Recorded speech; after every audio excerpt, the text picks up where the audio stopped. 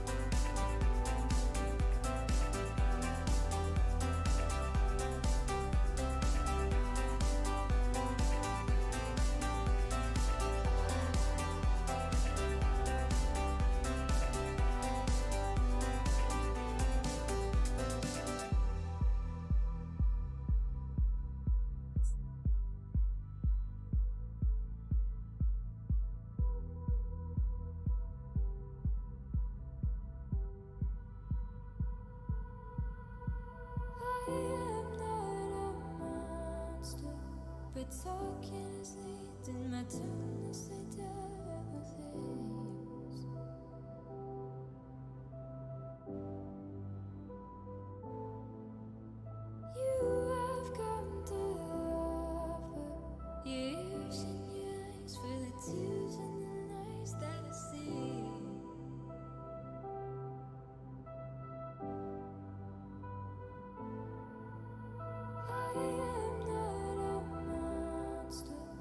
talking is leading my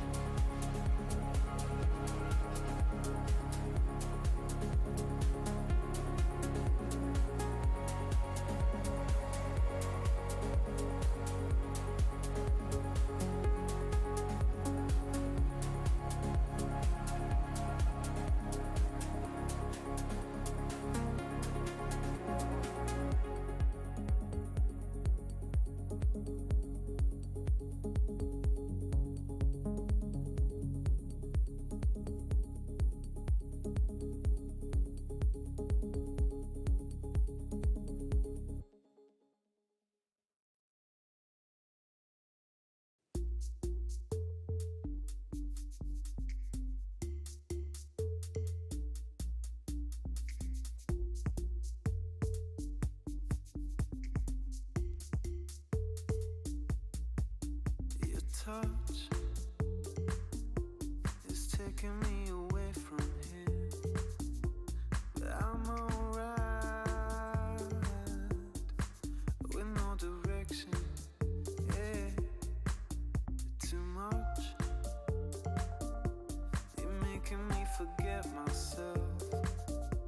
Let's take a ride across the desert.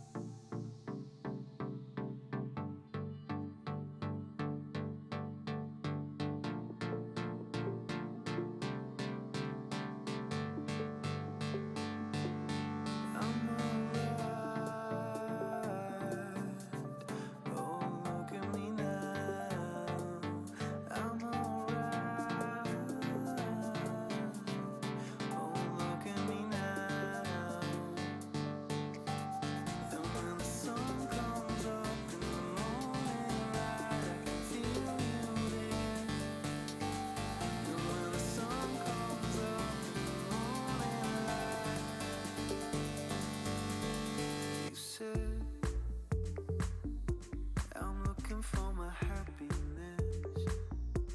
I wanna try to feel connected. Yeah, in the rush of falling into emptiness. I wanna drive under the streetlight.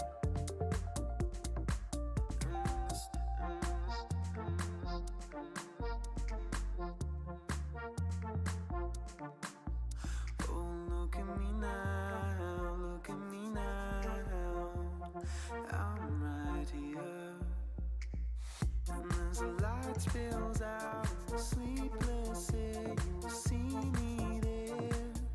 Don't go anywhere, go anywhere. Wait right here.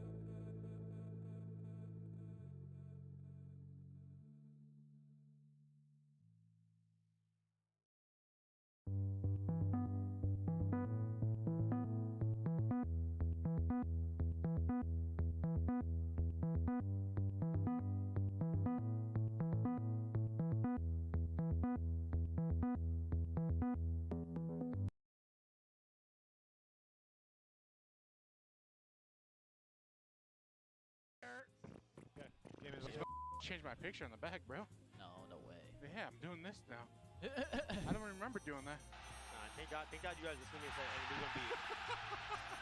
What the did they just do? There's something on this. There's like a logo of Toronto on the screen, going around the screen. Yeah. And then when it got to the corner, they're like, oh, and it hit the corner, like, yeah. Oh my God. Is that Johan Wilma? Come on.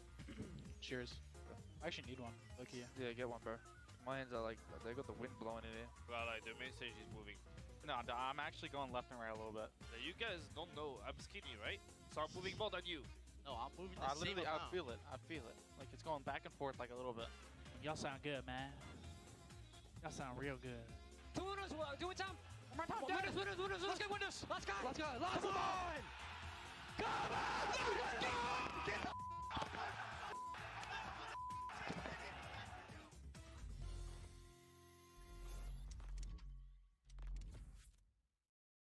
Here we go. Wait. This is chaotic. Wait. Give him all three. Oh no, the shots are good. He finds the first one, finds the second as well. This is what he. Oh no! It's glorious. It's beautiful. You never know in a Call of Duty event what could happen. Nice cool angle. But the whole team up. Say that's north side. Walk away. That is sensational stuff. It's done. It's dusted. And that will be it. No, it's disgraceful again. Let's get into it. Cool and juicy. Let's go. I still beat the one base kills 99.7% effect here. That's why they call it the anti-act event. That's how you get your partner to trade over that.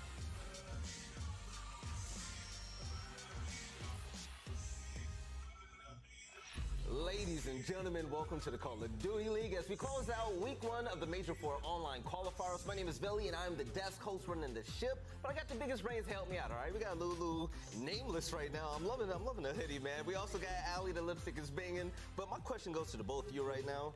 I was thinking about next year, right? And we're heading over to Brooklyn for Major 4. What do you guys want to see in an event next year?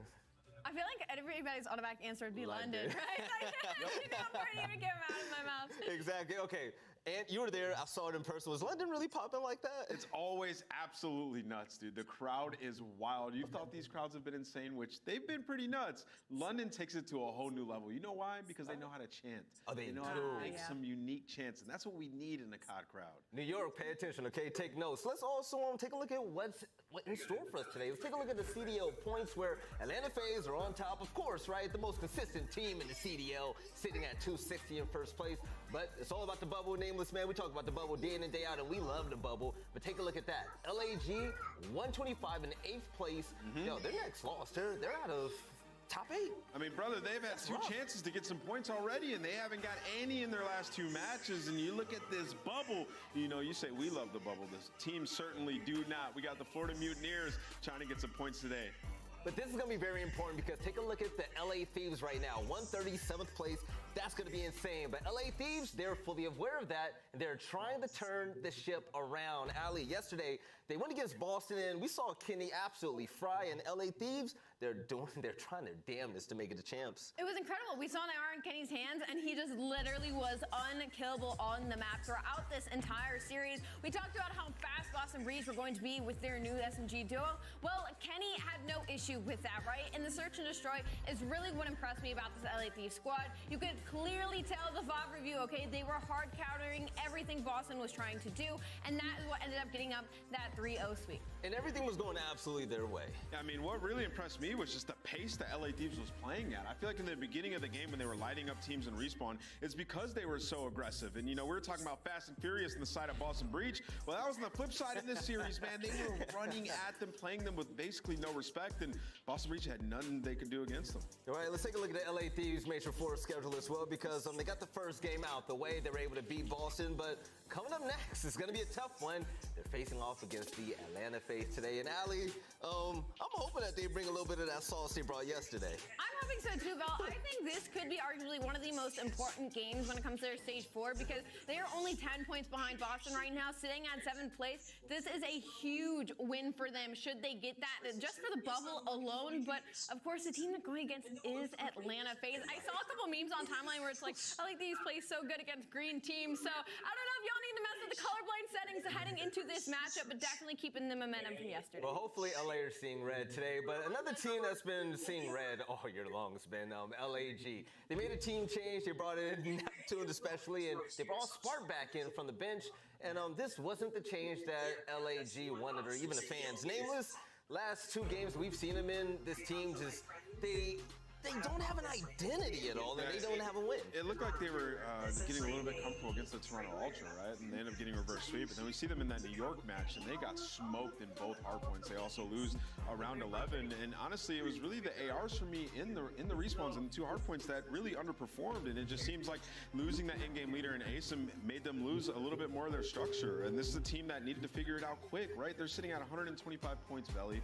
And coming into these series versus another team like New York, who's on the come up, on the climb, trying to take your spot, you have to be able to clutch up in these round 11s, and they did their same basic strat where they sent Spark back to the back right sand, and he ends up getting killed. Hydra gets through mid. Those are situations that you have to clutch up in LAG, but the problem is when you make roster changes like that, those quick plays, they're not going to be made in game like that right away. You have to learn from your mistakes, and they just don't have time to learn from their mistakes just yet. I will continue to echo that. I feel like this double change on the likes of LAG was just the same players in different fonts, basically, and I feel like it's shown in the 2 matches that they have had. The series versus Toronto Ultra was fairly close. They just weren't able to clutch up, but New York, I mean, just absolutely slammed them. And looking ahead now for their schedule in Major 4, like to start off 0-2 right off the bat, and your next match is going to be Atlanta FaZe of all teams. It is not looking good for the LAG team. And then 2 more bubble games as well. Then they have Breach and the Royal Ravens, who have both looked better than LAG thus far, man. Their schedule is looking grim. Yeah, London looks fantastic yesterday, but you know who looked good as well, okay? It was the Minnesota Rocker, the team that's going to have a watch party today for the second series of the day, and I can't wait to see how they will perform. But you know what? Despite their performance at the last major, we saw a really good showing from them yesterday. And Nameless, I'm still loving what we're seeing from Havoc. Attach is still putting out. This team, they're good, man. Honestly, I really like what we've seen from Minnesota Rocker, at least in the online portion of games, right? Like what we've seen from them yesterday in the hard points as well as 2 very close hard points, but they play the right way. They're trying to wrap around, get control for spawns. They're aware of the pinches that are coming in, especially versus Optic Texas team. We've seen some big plays when they needed it out of their guys, like Priest up back trains. That's a massive 3-piece that he got. Like they're ready for everything, right? So for this Minnesota Rocker team, especially in that round 11, to make that play call as well, it's just everything you want out of a series to see if this team is progressing and getting better. We saw it yesterday versus Optic Texas. A 6-0 record online. These guys have been full steam in the online portion, and they desperately need those points, so they have to continue it. The best team definitely in the online qualifiers, but the road ahead of them, let's go ahead and take a look to see how strong it is. And they're going to face Florida today and in London right after that. They'll close out the season against Seattle and also Paris. You know what, Ali? I really believe that if they really put their minds to it, they can go undefeated possibly. Absolutely. I think this is going to be kind of like the biggest matchup for them because after that, I mean, it is 3 teams that we don't really know which version of them we're going to get, except maybe Seattle Surge. We'll see them play later on today. But the Florida Mutineers, from what we saw, a little underwhelming, right? So should be an easy job for Minnesota Rock. All right, and we're going to see Major Maniac face off against Florida. That's going to be a lot of fun, but also we're going to see a Major Maniac, what he's going to bring to this team. Nameless, you pointed out before the game even started, we saw the search and destroy maps. They're trying out new things, and you're wondering how much this team is actually going to change on the side of Florida. And I'm really hoping that Major really tries to stick it to Minnesota in this. Look, man, one thing when it comes to this Florida team is you really never know what to expect, right? Even with the last iteration of this roster, they can take over games. And, you know, they come out, they win that first hard point, and they lose that series from then on out. But now they've had a couple days to reflect and see, okay, this is how we operate in a real official CDL match. With Major Maniac, I'm hoping that he can get more comfortable as their in-game leader, go back, look at that VOD, and actually fix some of the issues that they've had. I still have some faith in this Florida team, and this is a revenge game, so this is the most important for their confidence. If Major can have a big series here, then Florida can actually get to the level that we were talking about in pre-show. I fully have confidence in Florida, and if they could beat the Minnesota Rocker online, that would be fantastic. But let's also take a look at the schedule, because the first game of the day, we finally get to see what the Paris Legion looks like, baby. They're going to be facing off against EC Seattle Surge. And Johnny against the Young Guns on this roster is going to be a lot of fun. But the Mountain Dew Marquee matchup of the day, Ali, LA Thieves, Atlanta FaZe. Remember the last time they played each other? It's been a hot minute, but I will say this, for the LA Thieves, if they come out the way they came out yesterday, that is going to be a much more exciting series than I think a majority of us would be expecting. All right, ladies and gentlemen, we're closing out on the CDO pre-show headquarters, but on the flip side, we're going to see you guys on the other side of the break. It's going to be Seattle versus Paris. The Young Guns, the champions of the last major that we saw out there in Toronto, will be facing off against a new-look Paris Legion roster. We'll catch you guys there. So won't you go ahead and tell me when you had enough? I'll give you one more shot when the camera's up. But this one you gon' have to duck. Tell me about your lifestyle, really. We've been on the road to the tank, go empty. I'ma keep going to the Lord, come give me. If you wanted me to stop, then you can't come with me. Thinking you the best, silly. We about to put it in your chest, really. And I don't think you really want problems. Think you know the outcome when you come around, dog. You thinking you getting me? Is you kidding me? Ripping everything that was again in the vicinity.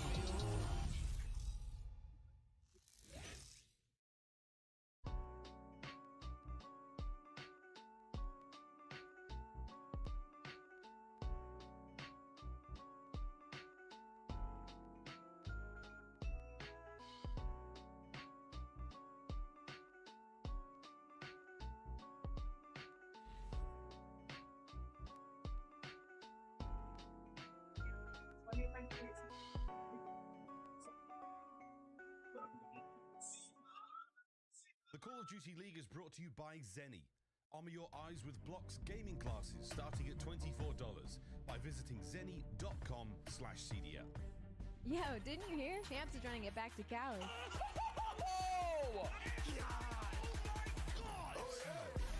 Champs is going back to Cali. See you there.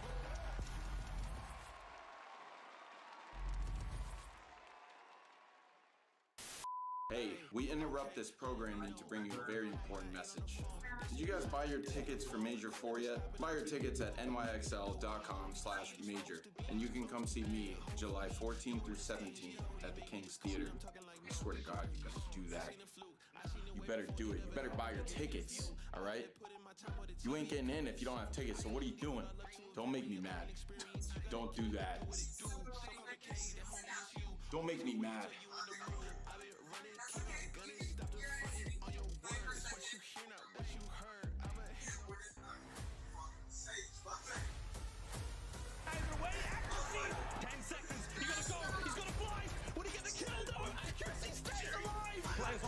Smash staying alive as long as he can!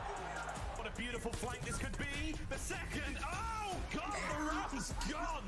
They are. Brent has an opportunity. There's the first. There's the second. Turns on. And still, if fire works out, do you get any more? Yeah, he can. It's 5.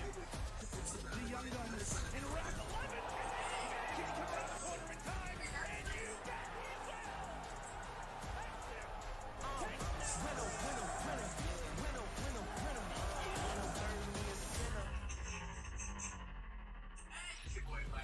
Ladies and gentlemen, okay, roll out the red carpets. We're bringing in some celebrities, champions from the last major. Welcome back to the CDL. As we're about to see Seattle Surge take the stage. My name is Belly. We got Ali. We got Nameless as well. And we also have the Paris Legion. But when it comes to Seattle, Ali, it was like Toronto was the event we have all been waiting for. Everybody popped off. Everybody on this team did their job. And Seattle, they're just flying high. I mean, and it is going to be the debut of our champion from Major 3 heading into Stage 4. And their first matchup is going against a Paris Legion who not only last in the league by points, but typically last in the league by winning maps as well. So looking at this matchup, it should be an easy one, but we never know what we might get from Paris Legion in their new member on the roster. But man, the Seattle Surge, every single one of these players, you could call them an MVP for what they bring and what they do on the map. And I'm just hoping they're riding that momentum and we see that consistency continue.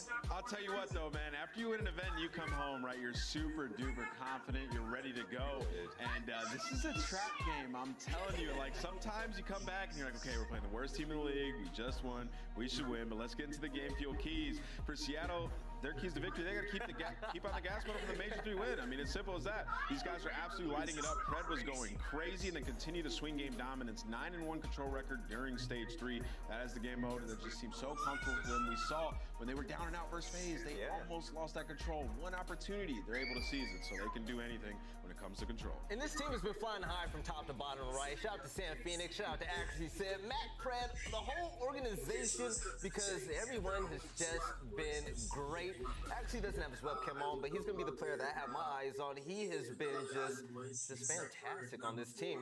The criticism early on in the season, he's eliminated that, and now he has been busting heads winning championships while doing it. But also, Paris Legion, the team that, even though are they in the bubble still? Are we still counting their chances? No? All right, the Grim Reapers of the CDL, they're here to spoil some teams with L's and looking to take away some points. Nameless. I'm really excited to see Johnny, man. What you know about him? Listen, man, I'm excited to see Johnny. We've seen he's been a Reaper online, taking over in some of the Challengers Cups. But he did go to LAN, and there were some people talking about that he was not nearly as good on LAN as he was online. So maybe it's just like getting comfortable. I know he had some issues getting actually into Toronto. He got there a bit late, but he has some experience now. He's played with players like Clayster. He's been around in Challengers, some of the up-and-coming players as well. And now he's got his opportunity to showcase in front of all the CDL fans. So I'm expecting him to have a big performance in this one. There's a lot of buzz around him, and he's got Temp to lead the way. Ali, this is a change we want to grow when it comes to the Game Field Keys of Victory. What you got for us? I mean, I'm just going to say it outright. Temp finally got some help, man, and I feel like Johnny doesn't even have to pop off. You know what? I think he just needs to win his ones, stay consistent in the map, and we're going to be good. But, of course, find the rhythm with the new roster. They're last in map win percentage this season. I mean, no shock there. They're last in the league. This has been a team that has been continuously on the struggle bus. And improve your first blood conversion on Berlin S&D. They are first in first blood win percentage, but last in 4v3 win percentage to capitalize on having the man advantage. I feel like that's kind of textbook, guys, but hopefully with this new member on the roster, they're going to be able to pull through. Honestly, for what it's worth, like, I also think if you're Paris Legion, this is the best match you can have, right? Like, you're going up against Seattle Surge. They just won. And it's like, yeah, seriously. I mean, in my mind, if I was on a team, I'd be like, yo, yes, let's play Seattle Surge. Let's go hard. Honeymoon phase. We win this series. They're going to be full of confidence if they're able to pull it out in this one, right? So we'll see what they can do, man, with this new team. All right, let's see where the Green Reapers are going to take the Seattle Surge in this series. We have the maps and modes ready for us. Can't wait to see it. I heard we were going to go to a few Berlin, baby. That is a lot of Berlins. I will say, though, I'm a big fan of the Bocage Hardpoint. That is a map that Seattle succeeds on, but it's also the map that Paris keeps it close with all these other teams. And again, it's all about having that consistency with their new player. Heading onto a map like this, I think Temp and Gravity are going to have an absolute ball. All right. I mean, looking at this map, I mean, you look at every single map, it's like, okay, Paris is not good at it, right? Because, like, that's how it's been all season long. They haven't excelled at any single map or mode in particular. But, I mean, they have a new team, right? And they're going to be playing some Berlin, so we'll see if Johnny can bring something there for them. All right, ladies and gentlemen, it's about that time to see what Paris are made of and also to see if Seattle are still riding high off that momentum. Let's send this over to Miles and Chance. Fellas, good morning, good afternoon, and take it away. Thank you very much, Desk. You're looking delightful today. An exciting start to Sunday's matches, I think, Chance. The debut of Johnny here in the CDL. And we get to see our Major 3 champions go at it again. This should be a very, very interesting start to the day. Agreed. You know, 90% of the matches we have through stage 4 are like the high-intensity bubble matches.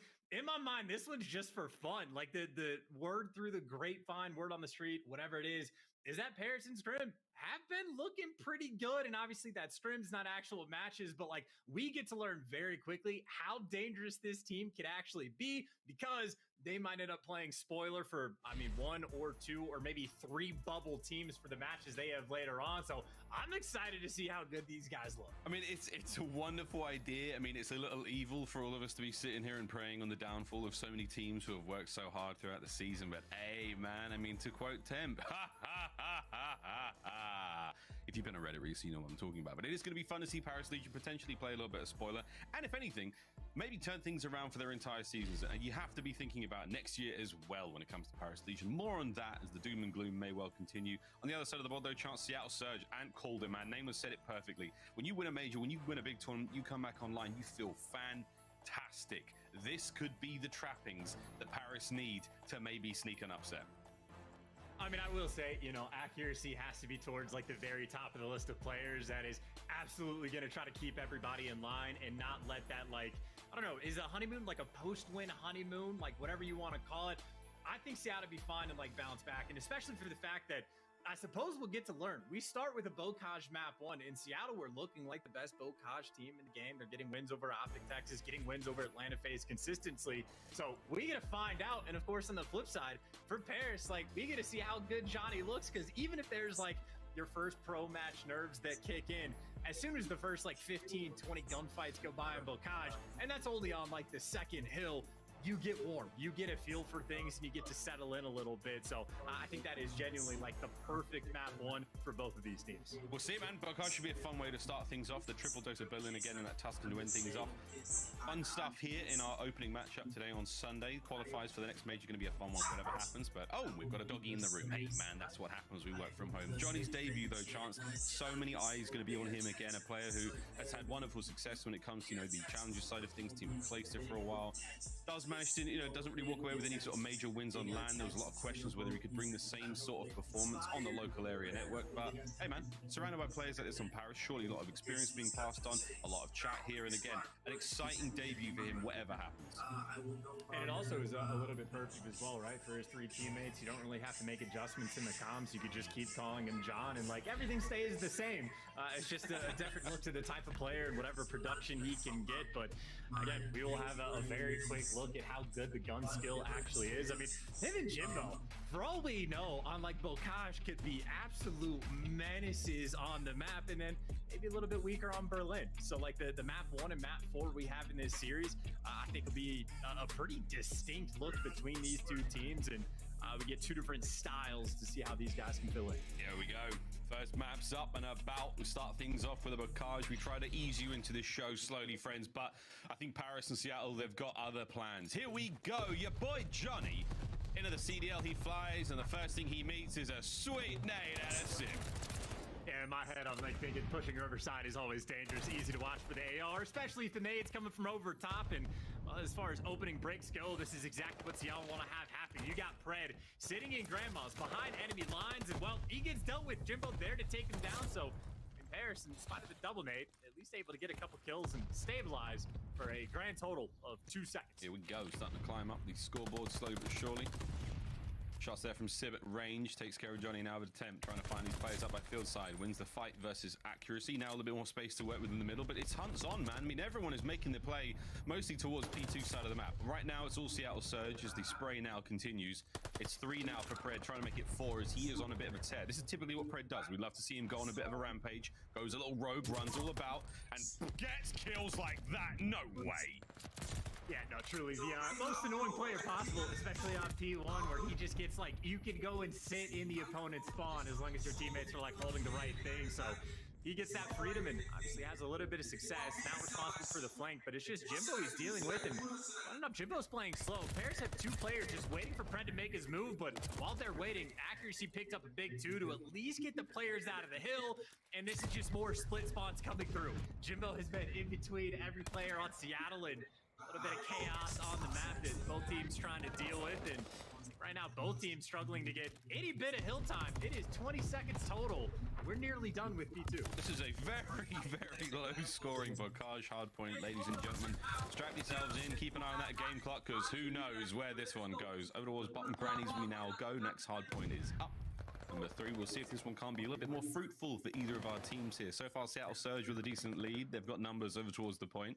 However, Paris can't doubt the pace they're trying to set here. Kills department, not too bad across the board. No one really bringing anything too wild. It's Sib, mostly 11 and 4. He's the man leading the kills thus far in the match. And now you just get the patient gameplay, right? You see accuracy picking up 2 pieces. You got Pred to be the cutoff man. So while sometimes Seattle likes to fly on certain hills, well, now they're going for the setup. Does get broken down from up top, and nice reads by Johnny to take down Pred. So in spite of the setup, I was gonna say maybe Paris get the time. And then Matt pops the big 3-piece just to keep things him down. A big old 3 from Mackenzie. Melts finds it there. 25 remaining here on bottom grannies. Good work out of Gravity there through the walls. Back over to Gravity. In and out he goes. A little bit more time we had here for Paris Legion. This is all valuable time indeed. Again, scrap time on Bocage, very, very important, whatever way you look at it. Rotation's going to be going down in a moment. That's only across the street, just the barn, across the little cobblestones here on the tiny map. We'll see who can get there first. And again, doesn't really matter because the breaks will be on in a moment as well. 3 clean kills now for the Seattle Surge roster in the feed. And now over to the next point we go. And we see hills for Seattle where they like to fly, Seattle where they like to have setups, and now we're back towards the setup style where Pred was trying to be the free roamer, but now you got Temp going behind enemy lines, and Sib's ready for it. He is turning for the action, and well, so are his teammates. They clear out Paris Legion, go back to the nice spread across the map. I mean, you got accuracy on his tank. You got Sib in the down low lane, and Sib right now on a 5, thinking about the glide, and honestly, might be able to get it. There's number 6. The trade is in. Johnny, talk about winning a big one. At least shuts down the glide, but in the meantime, Surge, I mean, this is nearly a full 60 on this Barnhill. This is great stuff out of Surge. Even just watching Sib play there, I mean, the man has got fantastic awareness. The spawns doesn't get the best timing possible, but again, the awareness was there. Hats off to Seattle Surge, coming straight off the major victory. And so far, an unusual Bocage, but they are certainly in control for now. Rotations down over towards the bottom side of River. We now go Paris, though. They will be the first in, best dressed. Will they be able to get some time? They have to worry about Pred, as the sneaky Australian has found himself in tower. Yeah, he's found the in-betweener spot, right? Paris might think they have the setup, but as soon as Pred wants to strike, he might be able to break it all down. There And he well, goes. there's the strike indeed. And Jimbo is there, still back L, trying to keep these spawns for his boys. And I mean, fun it up. You actually have Sib in the back, but he isn't blocking those spawns. So Johnny's up there quick, can't play the hide and seek game well enough. And Surge finally break it down, get the back spawns. But more importantly, Miles, they have like an 80-point lead on Bocage. It looks like the reigning champs feeling pretty comfortable post their win. Yeah, gotta feel great, indeed. So a little bit of time we had here, bottom side of River. Accuracy tagged up, not a lot of damage being done either side, but for now the pressure from Legion's a bit of a pinch on, but there are so many members of Seattle here. Can Johnny get any more done? No, just gets the 2. Temp brought down as well, and it is accuracy atop the mountain there. A nice 2 spree out of the point. They're going to get the remaining 10 seconds here of time, and that is fantastic work out of Seattle Surge. Keeping things all together nice and easy, despite the potential chaos that Paris Legion could have brought to this map. And now we go back towards P1, where if there's a player to pay attention to, it's probably got to be Sid, right? 23 and 9. He's doubled up on almost everybody else in the lobby's number of kills. So he certainly got the beamer on point for the moment. But for Seattle, no one actually alive near the point. Fred having to wait for his teammates to come off spawn and maybe wait for a kill or two to fall into his lap. And hey, there's number 2. Gravity going to fall. And Johnny, the next one in order, has to be patient when he needs to. But I mean, both him and Civ right now completely not in the kill feed up. They can just about do whatever they want. And they're still climbing the scoreline as well. Bit of time now for Paris. Shut down immediately by accuracy. He pulls that lifeline straight from under their feet. Still keeping the kills going. Lamar gets only 2. Brilliant stuff either way as Seattle Surge maintaining full control. We are looking at a 100-point lead right now on Bocage. Next half point's going to be up in a moment. And so far, we've got spots in now for Paris. Can they hold on to it? Mac now. Pressure onto Gravity. Gravity going to win that one. That's 3 now in a row for him. Keeping the backside of the map all safe. That is exactly the goal right now. Sib wins another banger. 26 and 13 out of your current reigning champs. I mean, hey, for Paris, though, this is probably the best look you've gotten over towards a hill. You get Johnny behind enemy lines. Trying to cause problems, does get dealt with, but at least you have, like, stable and secure spawns. Makes the directions look much, much easier, a little bit simpler. You get 10th the roaming Slayer, so Paris maybe an opportunity to try to get back in this game. The first 20 seconds go their way. Most of the kills still falling in their direction as well. Gravity going hunting, and Jimbo's the player that finds him, and still stable. This has been a great hill so far for Legion. Not bad whatsoever from Legion. Typical of them to make a bit of a comeback. With that being said, let's now dive in for a real quick listen in. Paris Legion. T2 weak. Yo, close, Charlie. Nice, just lay down barrel. You gotta. Oh, no one's helping you. I'm nading over you. Stay up. I'm 2L, I'm 2L. Yeah, I flipped. Nice. Close dead and no one. I got one P1. Yeah, flip to T1. 1T1. Last good. I'm holding left. Let's do that. They're all gonna be there. They're all gonna be there. I'm about to get top. Let's coop, Sid. Sib is coop. Sib is coop. One's barrel.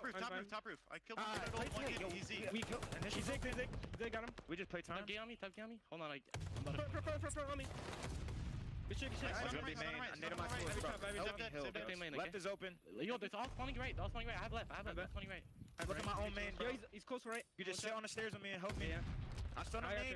Lamar left. He's going. I stunned him main. Castle. Hold on, main. Castle. Main, Fred, weak. Look at your man. Castle. Back door. Castle hurt. Castle's still there. Castle. I spawn out. Yo, he's deep left. Kill me. We're good. I see Castle. Barrel in time. Get him coming. One was tooth.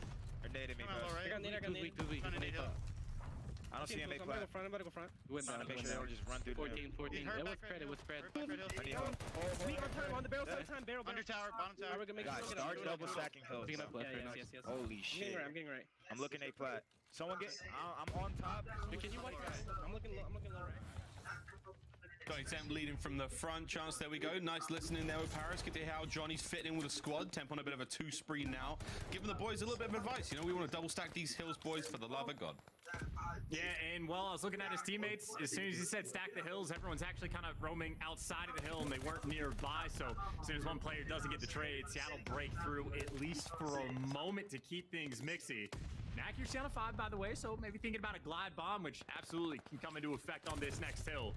There's number 6, just looking for that final one. And I mean, honestly, it's not like he needs it. Your team has a 100-point lead. You break through the hill, whether it be the glide or whether it just be the gunning. I think Surge are good to go. They're doing a great job so far. Here comes Streaks, baby. Might be able to get another one here out of this. Good teamwork once again. All angles covered. They're in the barn. Pred, the last man standing. Time now ticking in his favor. And that is it. Nearly there for the victory. Seattle Surge here in map number 1. But not over just yet. We're going to go down to the river one last time, potentially for the final time here in map number 1. And for Pred, see if he can get some streaks as well. Why not? And I mean, whether it be the streaks right now, I think Pred is actually winning the kill race battle that his teammates are having. I know Sib had that early jump, but I know Max started making grounds. I think even accuracy caught up in the kills a little bit. So it's pretty competitive. But right now, 29, Pred's that leader. And I think right now, that's the real competition on this map. I mean, Pred's still been that guy once again. So whenever you get a rotation of Paris Legion, Pred somehow sneaks in, gets himself 2 kills. He's now on a 5-3, Max straight on the point, and that break is on. Seattle Surge, you will take it. Pred's now setting up for the kills. He's got himself an AR. He's got himself 2. Here comes a 3rd, and oh my God, the thunder from down under guns him. Surely that is the map. A wicked timing there from Seattle Surge, and a big kill from Pred. And also, this might be like some of the fewest amount of kills to actually win a game of Bocage. I feel like the normal leader, like 40 bombs are like almost consistent. But right now, Pred with 35, pretty much all they needed. Granted, he is double positive, so he's been feeling pretty good, and he'll definitely establish himself as the kill leader.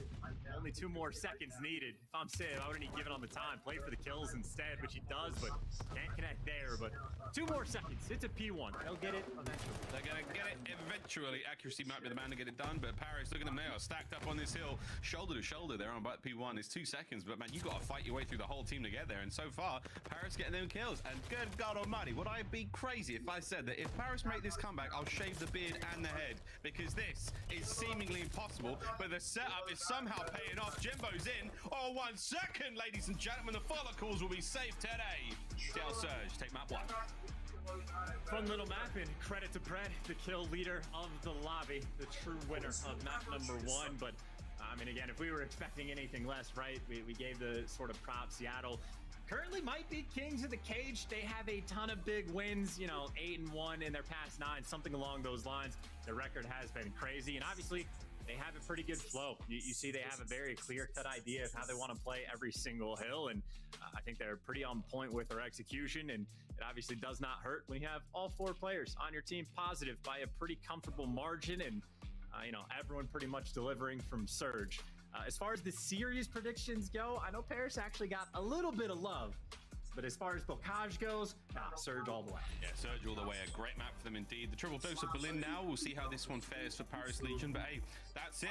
Map number 1 finished. We're going to see Johnny's, of course, debut into the CDL. A little lackluster, but not an easy map to be starting things off on indeed. Seattle Surge, they have not skipped a beat since winning Major 3. They have come in hot and firing, and it's the same ferocity and the same intensity they brought against the very best in the league, Atlanta FaZe. They're doing exactly the same thing now against Paris Legion. Chance to see how the search goes, but across the highlights now we go, and it's all Seattle, baby. Absolutely. I mean, again, Pred's picking up. I mean, 2 pieces pretty much every single life, and even gets the big 3 like towards the end when he needs to. So just a nice little showcase of the gun skill and the rotations and whatnot from Seattle. But I'd say for Paris, and especially for Johnny, like, you're making your debut against the reigning champs. This is like the most difficult match you're really going to have this entire stage. But Paris later on, I mean, they're playing against the Thieves, playing against Minnesota, playing against Florida as well. So 3 of their 5 matches directly against those bubble teams. And obviously on Bocage, maybe not the most intimidating team, but at least get a look at their Berlin for the next 3 maps, assuming we get to map number 4. So we'll see how the dynamic changes. See if, you know, the switch to Berlin makes them look a little bit better. I would imagine it would in a way. I mean, that nice three-piece out of Pred again. Brilliant timing. Wonderful spot to go to, and again hits that Lamar tank. I mean, if it's named after your teammate, you may as well perch up on it. Berlin now in search and destroy control and hard point if we have to go the distance, but I'm sure Seattle really do want to put this one out, get themselves those points, and again, they have set themselves up brilliantly after, of course, the big major win, but no one truly is safe just yet. Well, a few teams are, you know, going in towards champs. And again, for Paris, it does have to be, quite frankly, beyond perfect from here on out. They can technically do it, can't they, Chance? Or have they already lost? I might have to forget. Look, I'm saying it. It's technically possible, I believe. It is deeply unlikely. The Paris Legion, we'll see what they can bring down the Berlin list. I mean, it is technically possible in the way that if they play perfectly and then win the next event and like literally just get the 115 CDL points, it might even be the case where as soon as the bracket comes out for like the stage 4 major, depending on specific matchups, it might already be like just eliminate them if 2 bubble teams, like one of which guaranteed to get 10 points. So no, this is their chips. Like stage 4, as far as I'm concerned, it is finality. It is to play spoiler. It is to get the best possible placing throughout the stage, earn some cash, and honestly, even for the bounty match for these guys, like that's good money to try to get towards the end to get a little bit of something. But I'd say at least back towards the game at hand. The Berlin S&D we're going to. I mean, the stat kind of blew my mind of just the fact that Paris Legion apparently the #1 team in getting the first bloods on Berlin S&D. Just one of the worst at actually converting the 4v3 rounds. But if you can find the first bloods, execution on this map should be fairly straightforward after the fact. So I'd say there's a little bit of wiggle room, potential for success on the map too. Well, who knows? We'll see what that looks like with Johnny in the roster again. We've seen his hardpoint prowess against Sojno and Bocage. Now we get to watch the Berlin S&D. We'll see how it all goes down for him. But hey, man, an exciting place to be for a youngster. He's just graduated from school and now he's making his way straight into professional Call of Duty. Crazy stuff, man. What a run he's having so far. But we'll see if he can't turn that ship around now. Berlin is moments away, friends, and Search and Destroy, a very different game mode. Again, not the, as far as like, recency bias goes, while Seattle were a great team and obviously they won the major, I believe they lost every single Search and Destroy to Atlanta in that grand final. So we'll see if they've managed to iron out some of the creases in their Search and Destroy game. And Berlin will be the one we get it done on, Chance. I didn't even realize Johnny just graduated from high school as well. I know he was the player that going into the Toronto event, I just remember Clay tweeting out like a half a day before, is like, hey, if anybody can drive him to Canada, please make it happen. He was like having issues with flights. So he has had quite the eventful year. And it's worth pointing out, as far as like Bocage is concerned, I know his stats weren't the best, but you go from playing in challengers, like there are teams, obviously, we just saw Paris play in the pro league, that it's not like they're well-oiled machines on Bocage. Like that map is super mixy, and you just get hand-delivered into the team that might be the most well-oiled machine and structured and have like a solidified game plan that they execute consistently. So that's just a super tough map one to have under your belt. Shooting back against Pred when he's in his prime, never a fun thing to deal with, and Pred will be a player to watch on Berlin S&D as well. I mean, obviously on Seattle, you have quite a few playmakers on the team, but this will be the front man leading the charge. Nope. Bombs up in the hands of Mac. Straight through P2, we're going to fly. You're going to run into a little bit of resistance. It's your boy Johnny, and here's Johnny! Gets the first. Nice first blood there, as Paris love to do so. Let's see if they can capitalize. I mean, what are you thinking, Miles? He was Johnny Carson for map 1. We'll see if he goes Johnny from the Shining for map number 2. Turns on the true demon time. But again, first bloods, by the way, they convert. Now it's about executing the 4v3. Bit of a shuffle now. Can they get the retake? Nice work from Gravity. There's going to take care of actually. Jimmer's now going to miss the roof jump. There's still plenty of space to work the Sib. He's been dropped now, last man up, 3v1 situation. Mac the closer on the bomb site now. No doors, no windows left. Here come the stuns, and they're going to have all angles covered. Surely he doesn't survive this, and he does not. And Johnny gets his second on the round. Get the defuse. Nice opening there from Paris. I mean, hey, what more do you want? Pred was the front man. Johnny there to meet him, takes down the first blood, and the execution after the fact was there.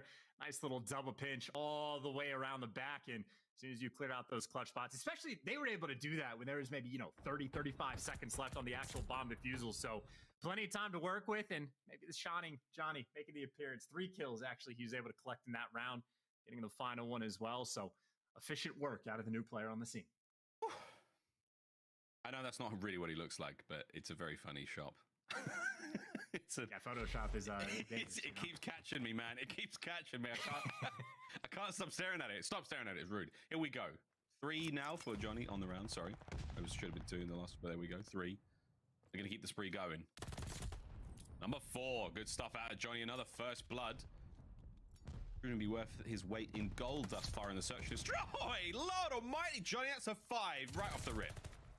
Oh, yeah, I was going to say, he's about to run into death, but Temp is there to watch his teammates back. And there you go. There's the setup. Already a 1v4 for Mac. The round before is a 1v3. Fortunate for Gravity. That's just good reads there. Yep, 2 players ready to gun you down. Don't know who got that kill. I don't know if Johnny was the player in the window or not, but at the very least, he's on a 5 streak. And Glide Bombs on Berlin. Not always the most impactful in some of the respawns, but in Search and Destroy can be devastating. And he is now 1 kill away from lighting up the feed. He is 2 for 2 for First Bloods on Pred. Looking to be that hard counter. He's doing it. So much promise and so much excitement about this roster coming into this, this week of play. 2-0 so far. Johnny on the 6 spree. We'll take it. We'll stay on board with Johnny. Love that swap to the AR. Looking to get an opening pick here. Gets himself streaks. That's a wonderful way to get things going here for Paris. And this is, very much the play call, right? 1 kill away from streaks. Slow everything down. Play for picks. You've got B site control. You got a little bit of pressure over towards A. That's where Mac is leaning with the bomb. I think nothing for Johnny to connect with so far, but Paris Legion, you got to imagine that's the game plan. Go out of your way to try to get Johnny this streak. Jimbo might get caught by that. He does. Time ticking. Much more pressure towards the A side of the map. Here we go. A lot of noise being made. Doors being bust wide open. Is this going to amount to anything? I'm not sure yet. Stretch plant now. Gravity with a nade. Should be able to catch Mac out here. Oh, great coverage there. I think it was accuracy at range. The bomb will be planted. He backs up. Does get dropped. So now man down. Oh, and here comes Jimbo from behind. Pressure now is on. Pred trying to find anything there. Temp gets the kill. So no streaks just yet. And accuracy now in the 1v4. It is another collapse. And it comes Johnny. No! Oh, my goodness. I think Jimbo tried to give him the streaks. But either way, the round goes to Paris. No streaks.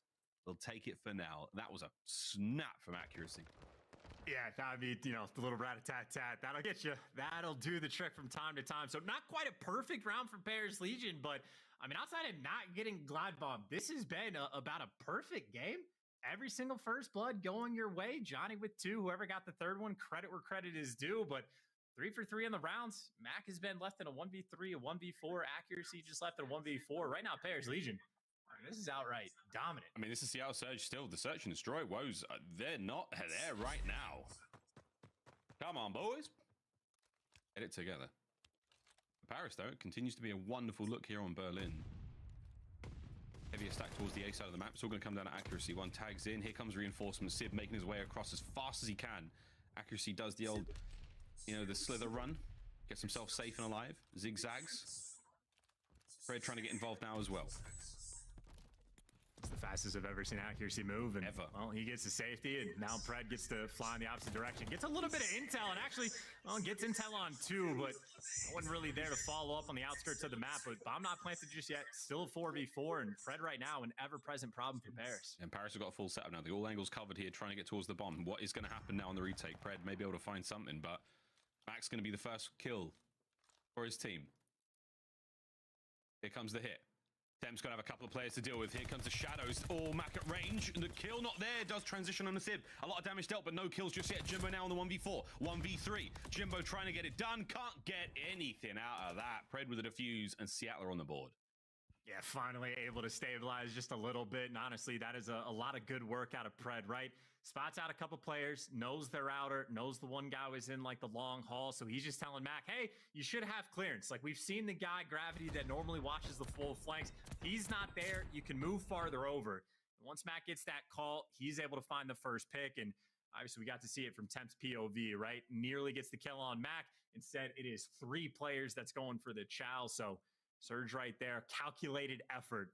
And honestly, that is the type of pace they needed in that round just to try to get the bounce back. Because again, up until then, they were getting bullied. Because they were getting bullied a moment ago doesn't mean that lunch money is safe this round. Gravity with a mix up now with Snipe. Here's Jimbo cut down by Mac. Actually gets involved as well. That's going to be the sniper out the question now. It's going to be a 4v2. And Temp's going to have to reapproach this bomb site. Stuns are good. Can't quite get the kill. He's in trouble now. There's Pred. Springs to life. Johnny now in the 1v4. Let's go, son. Let's see what you're made of. I'm very surprised. The temp was basically near the A-bomb challenge, and we switched over to Johnny, and he's just hanging out in P2. So felt like a little bit of a weird dynamic there because, I mean, from temp side, second time in a row where he's had two players on his screen, and you think it's just a guaranteed trade that Seattle do convert on, but Tempo is getting some good shots in the mix. Mac does fall, but so does Johnny, and a clean and efficient round from Seattle. Wasn't the best setup from Paris, and, well, Seattle broke it down instantly, 2 in a row. Great teamwork there. Seattle again seeing Sib and Mac perfect eyes on each other no matter what Mac was doing in the air. Sib had his trade regardless. So Seattle, whew, slow and steady. Back into it we go. Accuracy as cool as ever. As calm and as focused as he's ever been. Here we go. Paris back on offense. See if they get some more first bloods and try to capitalize. Fun. It's actually a triple stack from Seattle over towards this side as well. You see the stuns connecting on Jimbo to slow him down. Mac gets behind the bomb without the intel, and yet Pred up in your face, sit there for the follow-up, and I think Seattle might have just tried to flip that switch. Johnny versus Pred, though, at least in the S&D, I think Johnny's got the best of him every time, but still a 2v3 for Paris.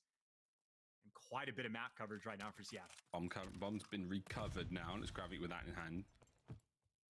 It's going to be Johnny versus Sib in a moment, but Sib's just backed away at the very, very worst possible time. He could have maybe caught those players, but he's going to move on out.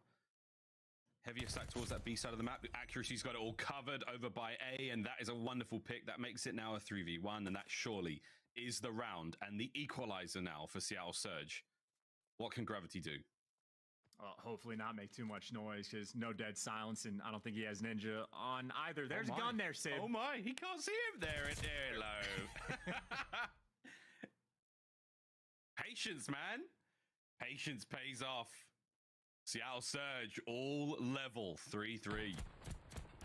I think that's one of those moments where whoever was dead on Seattle, just not spectating Sib. I feel like that's a moment where the guy not playing will see that every time, but if you're locked into the game, it's just a little bit trickier. I mean, I'm not even kidding. This is actually something that separates like good players from great players, of just like organizing who's spectating when you're dead, what kind of calls you're giving, like watching sides of the screen. Like you can absolutely coordinate with your teammates, even while you're dead, to make sure you can calm with them. And some players good, and just a little thing in COD, you know? Shots from Johnny. Johnny versus Pred, by the way. Dude, he's got his number every time here on Villain. It's great. 3v3. Back over to the site. Sib still has that sniper in hand, so he's going for it. He's got himself another armament now. And Gravity is in a tough spot, tagged up, but he's going to be bagged up in a moment if he doesn't get out of there. Tactical retreat. Temp still holding this one down. Nice shots in the mat, gets the kill. Traded out, though, immediately. 1v1. Gravity versus Sib. Oh, and he saw that. Sib saw him too, though. I think Sib like checked it on the cross. That's why he stopped to look back for the chow. So I think Sib actually has the idea that Gravity returned to the B half of the map, but Gravity playing this quick. That bomb's going down. It's going to be on it now quickly. Oh, God, no. Damn. Did he react? He did eventually. We'll get there. There it is. Yeah, get the bumps are out. Oh my God, he gunned him. 6-3 there from Sib. What a brilliant kill. He's cracking a smile, man. You have to after that kind of kill. That's tragic too, because I mean, pretty well played by both of those players, but just because Gravity was that aggressive, I thought he made the play, but fortunately Sib came with a strap, so I think just another honestly massive swing around for Seattle to connect with, right? That is the first lead they've had in the entire game. Now you got Sib, by the way, on a 5. Johnny not quite able to get the glide bomb, which would certainly be nice to have now. Here comes Mac. Plenty of noise been made. Eyes on Temp. Nade's going to be there. Oh my, I think he just looked straight at Johnny, but he's going to go for the other kill instead, but that's fine. Gets the trade through. Johnny will live to fight another day and even take care of him. So here comes the hit onto the site. Accuracy's there. Johnny doesn't check the corner. Oh, good God. Jimbo doesn't check anything. That is it. 2v1 now. There's Gravity. He's in trouble. Makes it a 1v1, and it's Sib. We're going to run it back. And this is a level up for Paris. Will Gravity have the better hand this time, or will Sib get it? And he will indeed. Back-to-back 1v1s for Sib. Ugh, I was thinking Vengeance, and Gravity might have had the same thing in his mind, and Sib is like, no, I got the MP40. I'm here, ready for the gunny, and takes him down. So, I mean, Johnny has Pred numbers, at least for this map number 2. Unfortunately, though, Sib has Gravities, and well, that'll be a 5-3 lead for Seattle. Talking about making the adjustments, by the way. They were down 3-0, and Well, here they are. We gave him a little bit of sort of heads up there. Seattle's not quite bringing the goods and search and destroy, and there you know it's 5-3. This is 5 straight rounds. One more. And that is the map. So with no snipe this round, we're going to be still watching the A side of the map. 2-2 split. And look at their bomb there. Back way, chilling on the right-hand side of the map. Lower side of that warehouse. 3 towards A, 1 on B for Paris. Yeah, I think Pred just trying to stay away from Johnny if he can. And right now, Paris actually, I mean, they're still leaning kind of heavily towards this A site. There's certainly been noise made over towards B, but I think Temp only has Gravity to help look over for him, and all the coverage will be nice. You see Matt getting forced back down. In the meantime, again, Johnny has 6 kills, I think, against Pred right now. Having himself a very nice map, too, but speaking of nice maps, there's the Glide. I don't know if you want to call this in a 2v3. Well, you definitely don't want to call it in now. Paris down, but not out. They're looking good for this round. Oh, Johnny be good. Closes the round out. Stops the spree from Sib. You don't stop the streaks. But Paris, they finally managed to stop the snowball getting out of control. But is it going to be enough? This is going to be a tough one, man. Seattle's still sitting on map point. And, you know, just for what it's worth, for the John to Johnny comparisons, John ordinarily on Berlin, a little bit 50-50. Half the time he actually has a pretty decent map, and sometimes not so much, but already Johnny, compared to John, more kills than he would have ever had. 12-6, incredibly strong performance, especially with the First Bloods, especially the fact that he's been Pred's boogeyman. First Blood's potentially coming through. Accuracy doesn't take the chow, but Gravity, you see, knows how many players crossed. That will be the sneaky man inside of B, but honestly, one of the most common spots in the game. We'll see if Paris can make the read. I think Paris are trying to find somebody transitioning from the A side of the map over towards B, but everyone is holding their ground. Seattle Surge, a patient team, more calculated than the average. Less than a minute. Seattle, an unwavering nerve. They're not letting this go. Jimbo still has a concussion to work, so he could check the site, potentially, maybe catch Mac out, but as soon as anyone crosses, it's all Sib. And he's been shooting hot right now. This is great from Johnny, but will he be able to see Sib and save his teammates on the cross? The answer is no. Matt gets the first. Straight out of the site, straight into the kill feed. Sib's going to be there as well. That is the full setup there from Seattle Surge, and patience is slowly starting to pay off. Mac, though, a little too eager for it. Now a 1v3. Jimbo, show us what you've got. Oh, my word. Seattle, get it done. And that was an absolutely clinical bounce back, man. 3 fantastic rounds from Paris there. Chance Seattle say, don't worry about it. We're all good. Champions here. Absolute ice in the veins. And they run that one all the way to the bank. 2-0 in the series. And, you know, just looking back throughout that map, just with the 2020 hindsight vision that we have, funnily enough, if accuracy just doesn't gun Johnny with a pistol in the round, I mean, Paris get the glide bomb. They can keep the foot on the gas, but super unfortunate, right? The rookie, the new guy on the block, gives you a 12-7 performance, had 4 First Bloods, and truly was able to shut Pred down. Unfortunately, I think when we're talking about players that had each other's numbers, Sib had Gravity, wins 2 big one-on-ones where, honestly, I thought Gravity could have had it either of those times. Even in the final round, Sib there to take down Gravity, and again, and well, had the glide bomb if he ever needed to use it, but nice little turnaround performance there. Seattle just taking care of business. Yeah, 2-0 lead. It's a big in there from Seattle. 6-4 final score there on Berlin. We stay on Berlin for a control. We'll be coming up in a moment, but for them, man, 251-152, that 6-4. Seattle Surge still looking as strong as they were at the major. Again, your major 3 champions. Having their way with Paris Legion so far. Paris unable to really pull anything around here. Johnny, the new kid on the block, and Johnny be good at search and destroy, but Johnny not be that good in the first hard point. We'll see if they can make something special happen here in the control, which we will be playing after this break.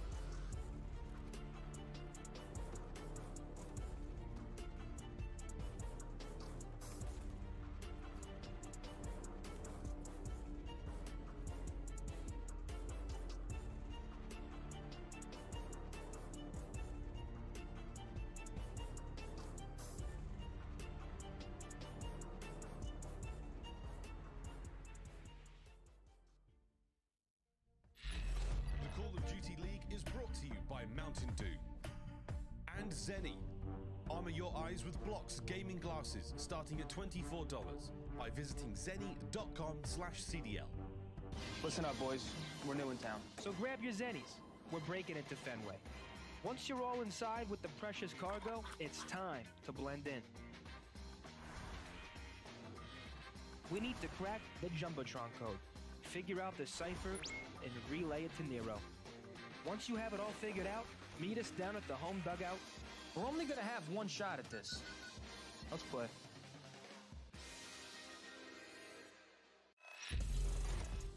Ladies and gentlemen, welcome back to match number 1 here on this wonderful Sunday here in the CDL. We've got Paris Legion taking on Seattle Surge, and Surge are up 2-0. They come straight out of Major 3, they come straight into Paris, and they are hitting them where it hurts. Coming up now, though, is going to be Berlin Control, map number 3 in the series. And the debut for Johnny here so far has been quite mixed. Man, he absolutely fried his way through the search and destroy. Tough scenes in the first hardpoint, but 8 chance, Berlin, baby. Anything can happen. We really got to stop ragging on Johnny from the Map 1 performance, right? It is the least organized team in the game going against the most organized team on Bocage.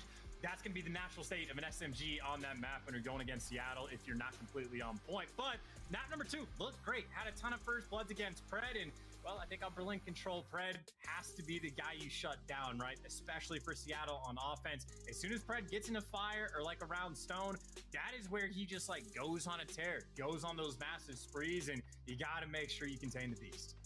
Not easy to contain the beast. He's been doing wonderful so far. Again, it's such shades of the first time we saw Seattle Surge here on Vanguard. They were fantastic, and they're pretty much back to that kind of form. Berlin Control, though, coming up now. We're going to see how that goes. And again, you're going to be watching a little bit of Pred go rampant there with the spawns for the defenders on the far, or the attackers on the far right-hand side of the map. Expect him to be up in your business in this next map. If we do have to go after this one, we've got another Berlin hardpoint. But for now, friends, we will be staying on Berlin. Control has not been too kind to Paris Legion. And when you talk about one of the more organized teams in the game, chance Seattle certainly is it. Second offensive and defensive wins. Average ticks, that's the segments that are captured on those points. They are 3rd overall. So quite frankly, brilliant at the mode.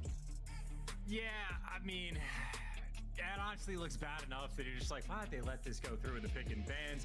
I'm not sure that it mattered. And, something that's consistent, by the way, anytime teams players criticize teams' decisions and pick and bans, we have no idea what's actually going on in scrims or like what the specific matchups might be. So, good luck to Paris, but that is, I would be nerve-wracked if I were them, for sure. I mean, yeah, for sure. I mean, you don't know what's going to happen, man. I mean, at any moment, this is fantastic practice for Paris, whatever happens here. And I think we'll talk about it more when the match finishes, but, eyes towards the future for Paris Legion. This could not be a terrible thing for them, but bad thing for Johnny is Pred has now got his number over towards that B side of the map. At least one man in, and that is it. Pred is already going for it. He's already in your spawn. Yeah, there it is. This is the moment for Pred where he just gets to go on a tear. There's number 2. Once again on Johnny, and I think maybe Temp gonna fall in line for number 3. Johnny's gonna be in line for number 4. Finally, they shoot back at Johnny there to take him down. So Pred trying to get that little bit of an opening, but for Seattle, you see, never able to actually get that pressure over towards A, and I know they're sort of playing with that idea, but everyone else for that team over towards B, just going back to the standard. Yes, 2 segments or ticks captured there. Sib's going to have min-map locked down, finds a nice couple of kills, flies his way forward, defending the A side of the map now. Paris, that's all of you got left, lads. No one's going to make it towards B in time to stop it. And who? But I mean, it's Pred. He's already behind you. Here he comes. Pred's about to maybe pick up 2 more kills. He's on the A zone now. He's got everyone turning around. He's been dropped already. There we go. Pred's on an absolute run. And can Donny Temp guess correctly? And the answer is maybe, but it don't matter, Pred. He's disgusted. He's an animal.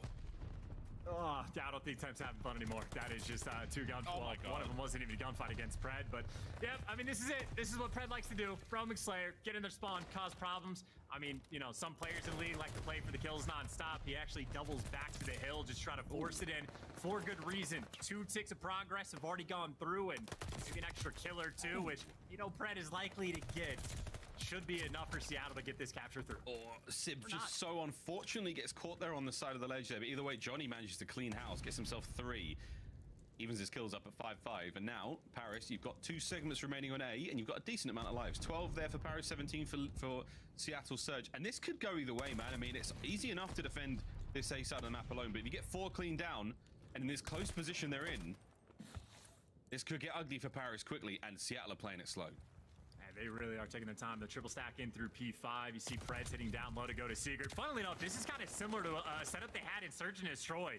I think almost the exact same players as well, making the same move. So interesting attempt for the break. And you see they're at least buying themselves the pressure to get to the point. Accuracy now posted up inside the hill, and that's where he wants to be. They never actually got that second tick. Funnily enough, I thought they had it, but should be able to at least take the second one down. Pred on the outside can only take down one, but 2 players inside. This is it. And if nothing else, it is only 4 lives remaining anyway. Seattle have dominated this round. Dominated the round indeed. Decisive stuff right off the rip. And Paris, they went for a sort of more deeper defense there. When you die on point, I mean, that's pretty much it. You got to try to take that fight elsewhere. But Seattle, they kept them guessing, and they kept them on the brakes. Good stuff out of Surge there. Round 1 goes their way on offense. Now they will swap sides and play from the defensive side here on Berlin. I mean, you know, just to focus on Johnny, though, credit where credit is due, right? Shuts down Pred to at least not, you know, get put on a top 5 play of the week kind of moment. So important gunfights here and there. Unfortunately, you know, Pred 10-3. Every single player on Paris Legion negative. So I think once you saw the stats for Blink Control, this was the expectation. Comes the tags. Shots from Sib there. He has really been shining for the longest of time now, Sib. Since his debut in the league this season, the gunny has been there, and it is unquestionable the skill that lad is touting. But either way, he's been captured out from Paris Legion. We're in there. He's trying to battle his way out of spawn. Get some reinforcements forward. Johnny trying to do it all alone. So close there on the kill to Mac. Not that it would have mattered for too much. He would have been able to get so much more. But that first segment to A, not going to be captured. The rest of Paris now dawdling the way forward.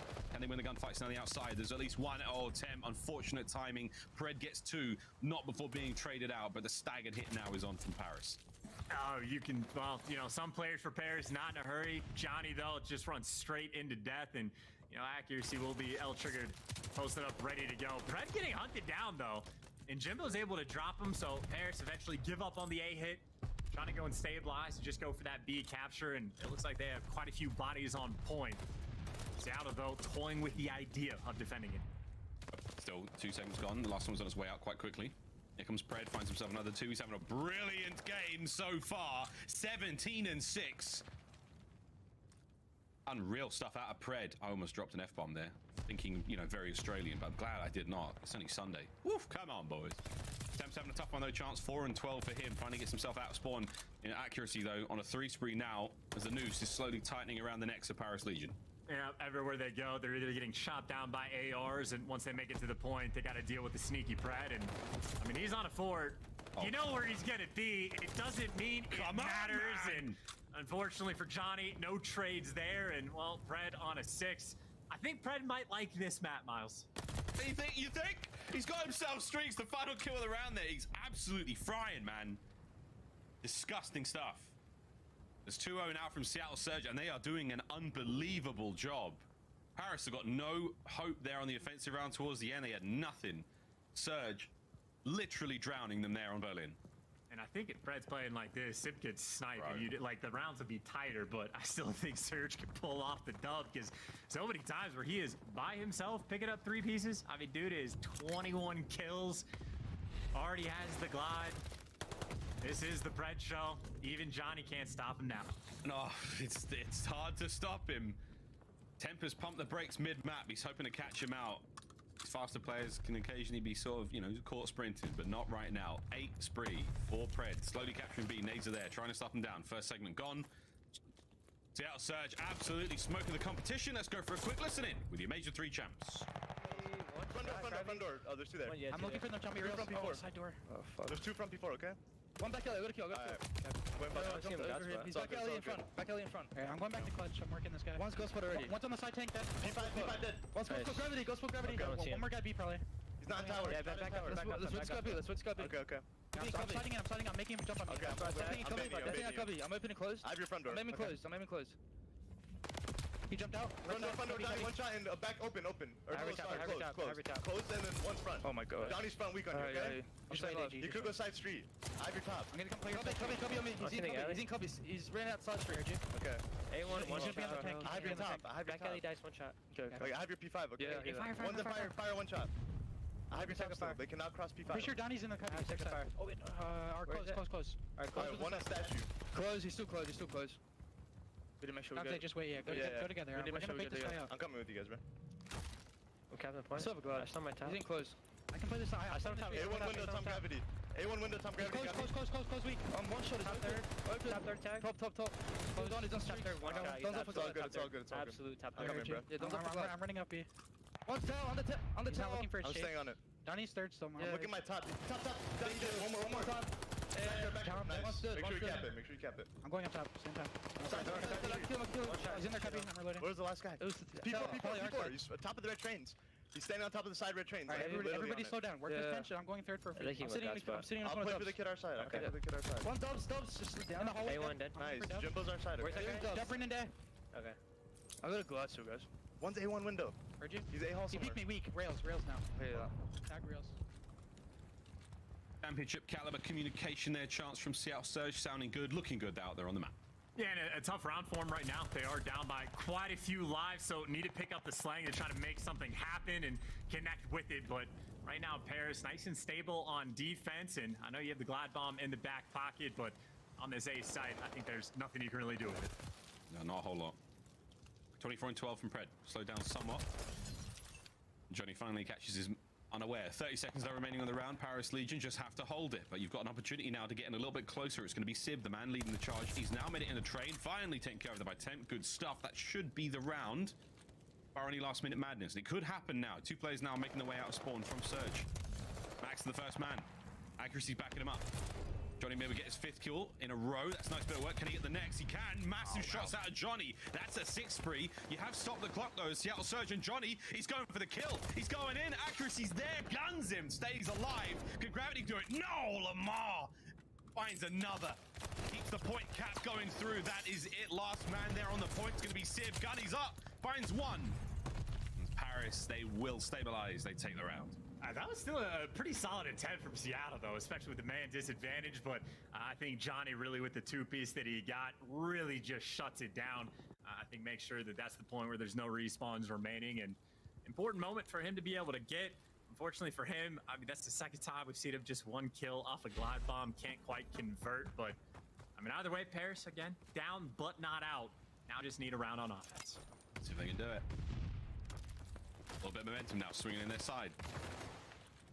Chaos here on the P2 side of the map. Sib up the stairs, out the window, straight into the kill feed. Unreal movement, unreal shots. Johnny, plays it safe, catches Pred out. There we go. A clean B side of the map. Will Paris finally be able to capture this one? First segment gone. Stack that bad boy. Get the job done. Definitely going to be good to go on the capture. It'll be interesting to see exactly what the players that are around B want to do after the actual cap comes through. You see Jimbo at the bottom of the map, actually, maybe opening up the bottom side just a little bit so you can apply that pressure over through Train. And maybe thinking about a flank or two. Johnny again against Pred. Seems almost like magic sometimes. The gunfights he's able to get just fall into his lap, and all tempted Jimbo trying to make their way through the train, grabbing the next man to follow him up. Unfortunately, not a ton of clearance. You see Seattle behind enemy line, so it's mixy, but it's doable. It's very doable. Gravity's got to win this fight, though. This is for 3 spree. Keep himself going now. Mac finds the angle. Great work. Patient play. Pred finds 2 in the middle of the map. That is it. It's done. That play now has been snuffed out. 23 lives aside. Still just about under 2 minutes to work with here. So accuracy from the highest point of the map. He will be finding a few more of these kills. Jimbo, though, nice rebuttal. Gets himself back into it. A little bit of space to work with now for Paris Legion. Pred just always able to get that 2-piece when he needs it, though, and honestly might be another 2-piece that just falls into his lap, and you call for it, he delivers. Can't quite get the third, but it's just time and time again for Pred, man. There is like no shortage of unreal talent in this league. I've been thinking about Hydra throughout this map as well, because something Pred does incredibly well that I would like to see more of out of Hydra. He's like so consistent with like the little things of like getting the intel and feeding it to his teammates and making the small plays. It doesn't always have to be the fry man. So he certainly pops off when he needs to, but he's also just incredibly efficient about working around his teammates. And I'm pretty much always just trying to make the right play. So Pred's certainly among the very best in the league, and obviously just another class performance from him here on Berlin Control. Yes, certainly. That's the minute now. Before we get to close the case here on this series, a 3-0 for Seattle Surge. If they can stay alive here in this defensive round, 40 seconds remaining. Jimbo finding the kills, trying to get himself out of spawn. His teammate, he's got Gravity far, far forward. Maybe able to catch something out here. Johnny, if you can get forward without being dropped, that might be it. Here we go. Numbers for Paris may be working out. Stops the clock at 35. You got 2 players on the point here. You're not going to be fully aware of this one. Johnny, hold the line. Mac wins the gunfight. That's big. Over to Gravity. Finds at least one. Another to be had here from Sib. He's going to keep this line safe and steady. Can't get it done. Another massive victory there from Sib in the individual gunfight. 7 lives. Make it 6 to the 11 of Surge with less than 30 on the clock. And on the back line for Seattle, the guys around the point winning the gunfights, but also in the feed. We saw Accuracy was playing top third. He was able to pick up an extra 2 kills as well, just to sort of stagnate that push. So Seattle, great coverage all across the map. And, well, now just the victory lap is Pred. Happy to take that shell because, hey, no respawns remaining. Final 2 players stand for Paris as time ticks on by for the hot 3-0 for Seattle Surge. A hot 3-0.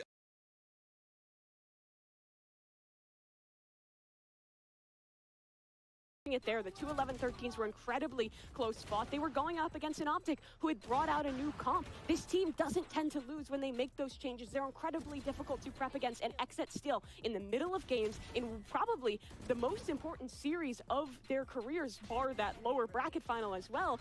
They were still in a position where they were making the changes, the adaptations they needed to stay in, stay competitive. That just has not been happening domestically when Optic is facing other NA competition. Yeah, and now Optic are in a rematch here, and traditionally, guys, we know maybe like Optic doesn't really drop the rematch. You know, they're a very good team, and even though they won out on the first one, it's like Xset's looking to do something that could potentially be massive for them, qualify for champions, but most importantly, try and beat Optic on home ground and win a domestic title. Yeah, since Chet joined this team at the end of last year, every time this team loses a series and goes on to rematch that same opponent, they're 7-0 in winning those series. These guys take their losses, they improve, they fix the issues, and they come back so much stronger. Yeah, I mean, from personal experience, we beat them in the grand finals and challengers, played them in Reykjavik, and man, they felt like a different beast. Like when you rematch Optic, it feels like everything you do, they know what you're gonna do before you know. Like it's insane. They're in your brain. Yeah, and I'm excited to see what they do today. Maybe we see more comp changes. Sure. Maybe we see just them kind of doing the same thing, but you know, changing some micro things to counter Zekken, because Zekken had a huge match versus them, and if they can slow him down and slow down Cryo as well, obviously, you know, I think they can come out with another victory. And I think it's going to be really tough as well, because Xset is coming off of a very long, very tight best out of 5, coming again, another BO5. And in this one, the bans aren't even fair. Optic, because they're coming through the upper bracket, they get to ban away 2 maps. They're at such a big advantage in this one. It's an uphill battle. Yeah, well, you know, speaking of maps and picks and bans, let's actually go ahead and show them here, because you're right, Mimi, Optic get the opportunity to ban 2. That is going to be their advantage in the winners portion of the bracket. They get to ban 2 maps, and they are going to get rid of Split and Icebox. We have Fracture for another Optic pick, because they get that first pick. Then it will be Haven, which was Xset's pick, Bind, then Ascent, and Breeze if necessary. Mimi, how you feel about this series layout? I mean, Optic pretty much gets to get rid of the 2 most comfortable maps that Xset likes to play. They're great at Icebox, they're great at Split. They banned Split in the previous series, but Icebox now will be gone as well. That means that Fracture stays open. Normally, Xset is banning that. They don't like to play on this map, and it is a home ground for Optic. Yeah. I mean, looking at just the first 3 maps, these are all great maps for Optic, especially Bind being at number 3. I think Optic is one of the best Bind teams in the world. Not to discredit Xset, they are a great Bind team as well, but Optic just has that little oomph that pushes them over all the other teams. I mean, I think if Xset wants to come out swinging, they have to take map 1. And what's scary to me as well with that Binds pick for Optic, they floated it all the way to the end of the series. It was the last map in the first time these 2 teams were facing. Them picking it early makes me think Optic is setting this up, that they've had time to make a change to their bind, pull out something spicy, and force Xset to be unprepared with that pick coming through so early in the series. Very interesting situation that we find ourselves in. Optic have set themselves up to potentially win 3-0 here, but if there's one thing that we know about Xset is that you simply cannot count out this very hungry team. They could surprise us all here today, and Optic need to be prepared for that as well. But the first match is going to be Fracture. We're going to take a quick break. When we return, we're going to get into the agent select, send it right to your casters, and jump into the action. This is VCT Challengers. We'll see you soon.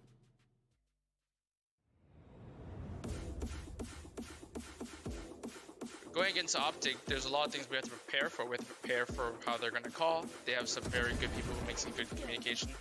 And then at the same time, Victor likes to make a lot of space. You know, Ye's a force to be reckoned with. You know, Marv had a great tournament. And that's kind of all there is to it, but Marv keeps him back. From top, Jenny with 3. At the end of the day, we just have to really, read into them and, rely on our coaching staff to make sure that we make the right adjustments. Flash popped around the corner, another player spotted, and yep, Poise, you're not going to be able to whip out any utility. No flashes available for you. A third online. Will he get the fourth? Not quite just yet, but his teammates there to back him up anyways. The way I see it is, if you're not focusing and giving it your all on your current opponent, like for us, Xset, like you're not gonna beat them. You gotta give it your all on your opponent in front of you, because if you're not, like, they're gonna be giving it their all and they're gonna beat you. I like to just take it game by game. It doesn't matter if it's a group stage game, or if it's a playoff game, if it's the semi or grand final. I'm just looking at this game as if it was any other game. Gonna have to take that fight. They're gonna have to push their way forward. Marv's there. He's able to take care of one, and now Crashies regresses. 10 seconds left. They have to get the spike down. They've got to win the fights, and they're not doing it. Crashies gets 3. Optic gets to 7. Pretty sure a lot of people are expecting Optic to win. They might think Optic's going to win because they've had success previously, but previous success is not indicative of future success. There are a lot of good teams that used to be good. TSM had a reign. Sentinels had a reign. So for us, it's just another team that we have to beat.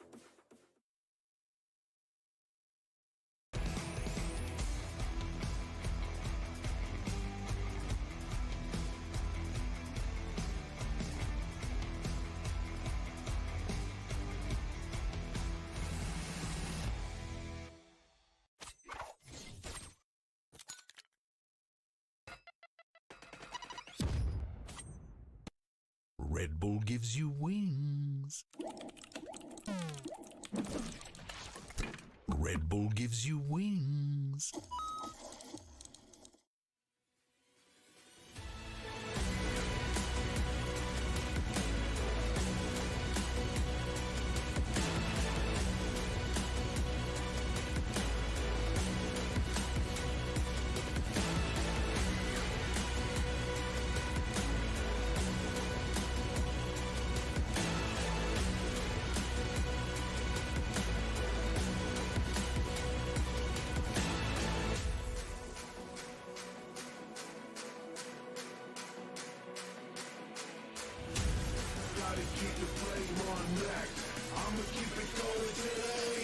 Two hours later.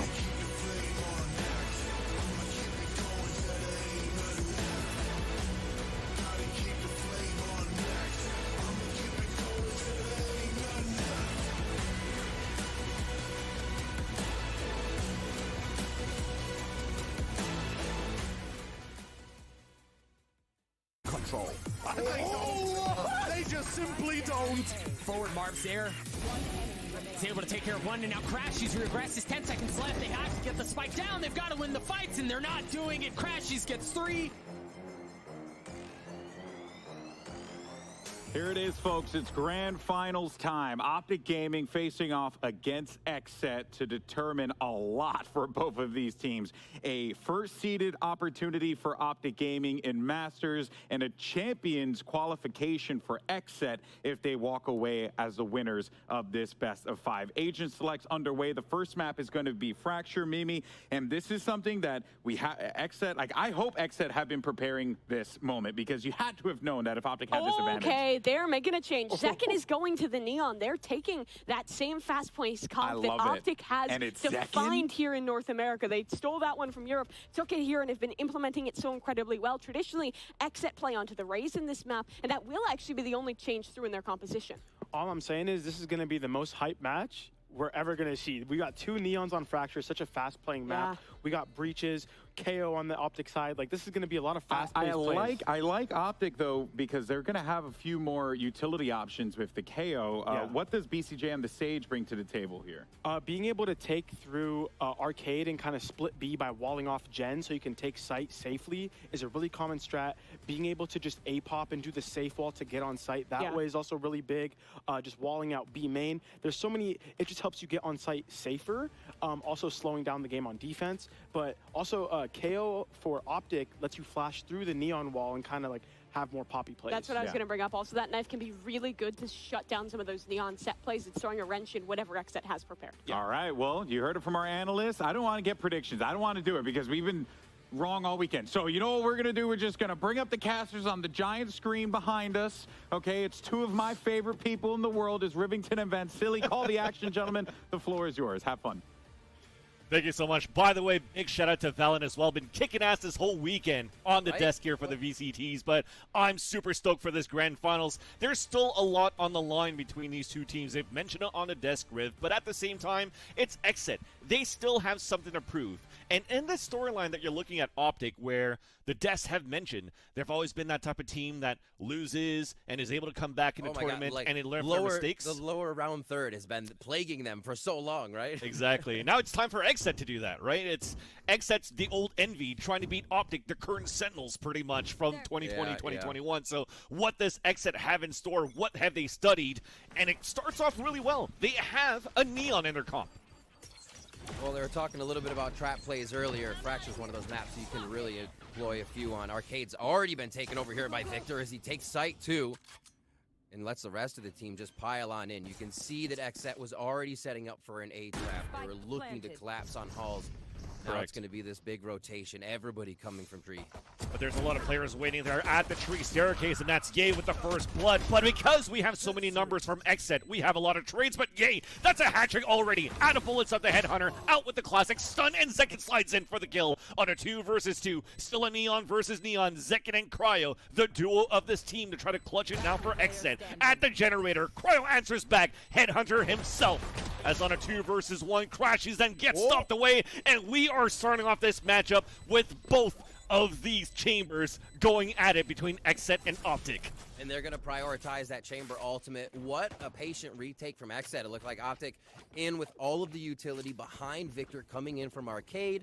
They swarm the site, and Xset was breathing just sigh of confidence. They come in with that big push towards the south side of the map.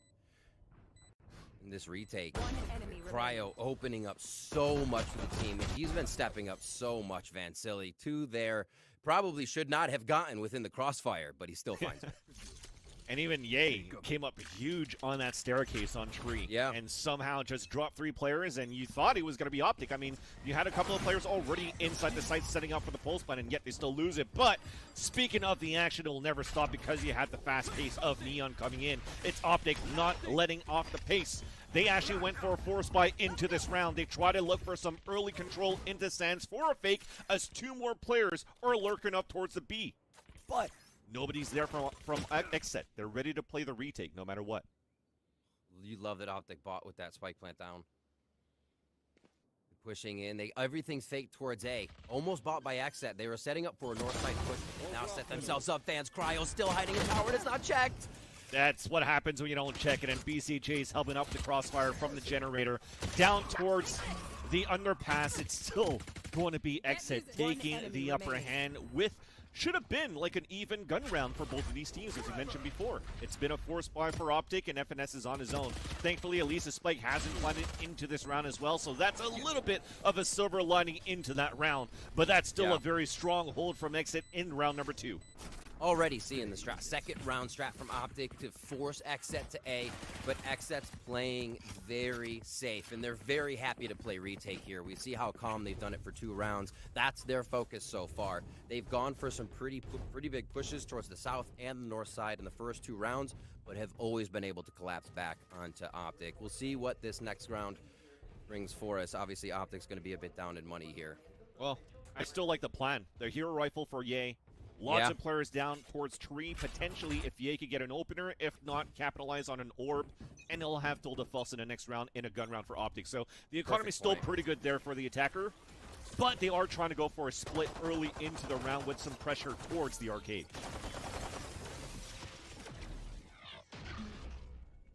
Slow pushing in. Already collapsed by Xset here towards the top side of the map. And they've chosen it. They're going to start pinching towards B. Cryo starts off with Victor. They found my trap. Meanwhile, though, we've broken the trademark on the other end of the map, but Aaron goes for that flank with Zekin, and they're just closing in on the arcade. It's not working out. Even the hero rifle cannot even get 1 for Ye at this point, and there's only one more to go. He only has a Sheriff. It's Marv, cannot be ice cold this time. It's a Prime Gaming flawless for Xset. And that's the way Xset needs to get through those rounds, about 70 damage or so onto Zekin. It's a flawless overall. Everything Xset can get out of these rounds, they're going to need, because Optic always finds that way back in. They start to read the map, they'll dodge your set plays and your traps, and they just figure out a way. I mean, this team, since inception, has found their way to every grand finals they've been asked to get to, right? Stage 1, Reykjavik, and now. It's unparalleled consistency, and you always have to be afraid of what Optic can do. Here, a 4th round, still on some light buys from just the bonus. Xset, and they defend a big B hit. There's the idea of the slow works, just to try to slow down the fast lane and also the high gear of the Neon into the B site. But you currently see from this minimap, everybody from Optic setting up for the post plant. But somehow BCJ still gets first blood into this round.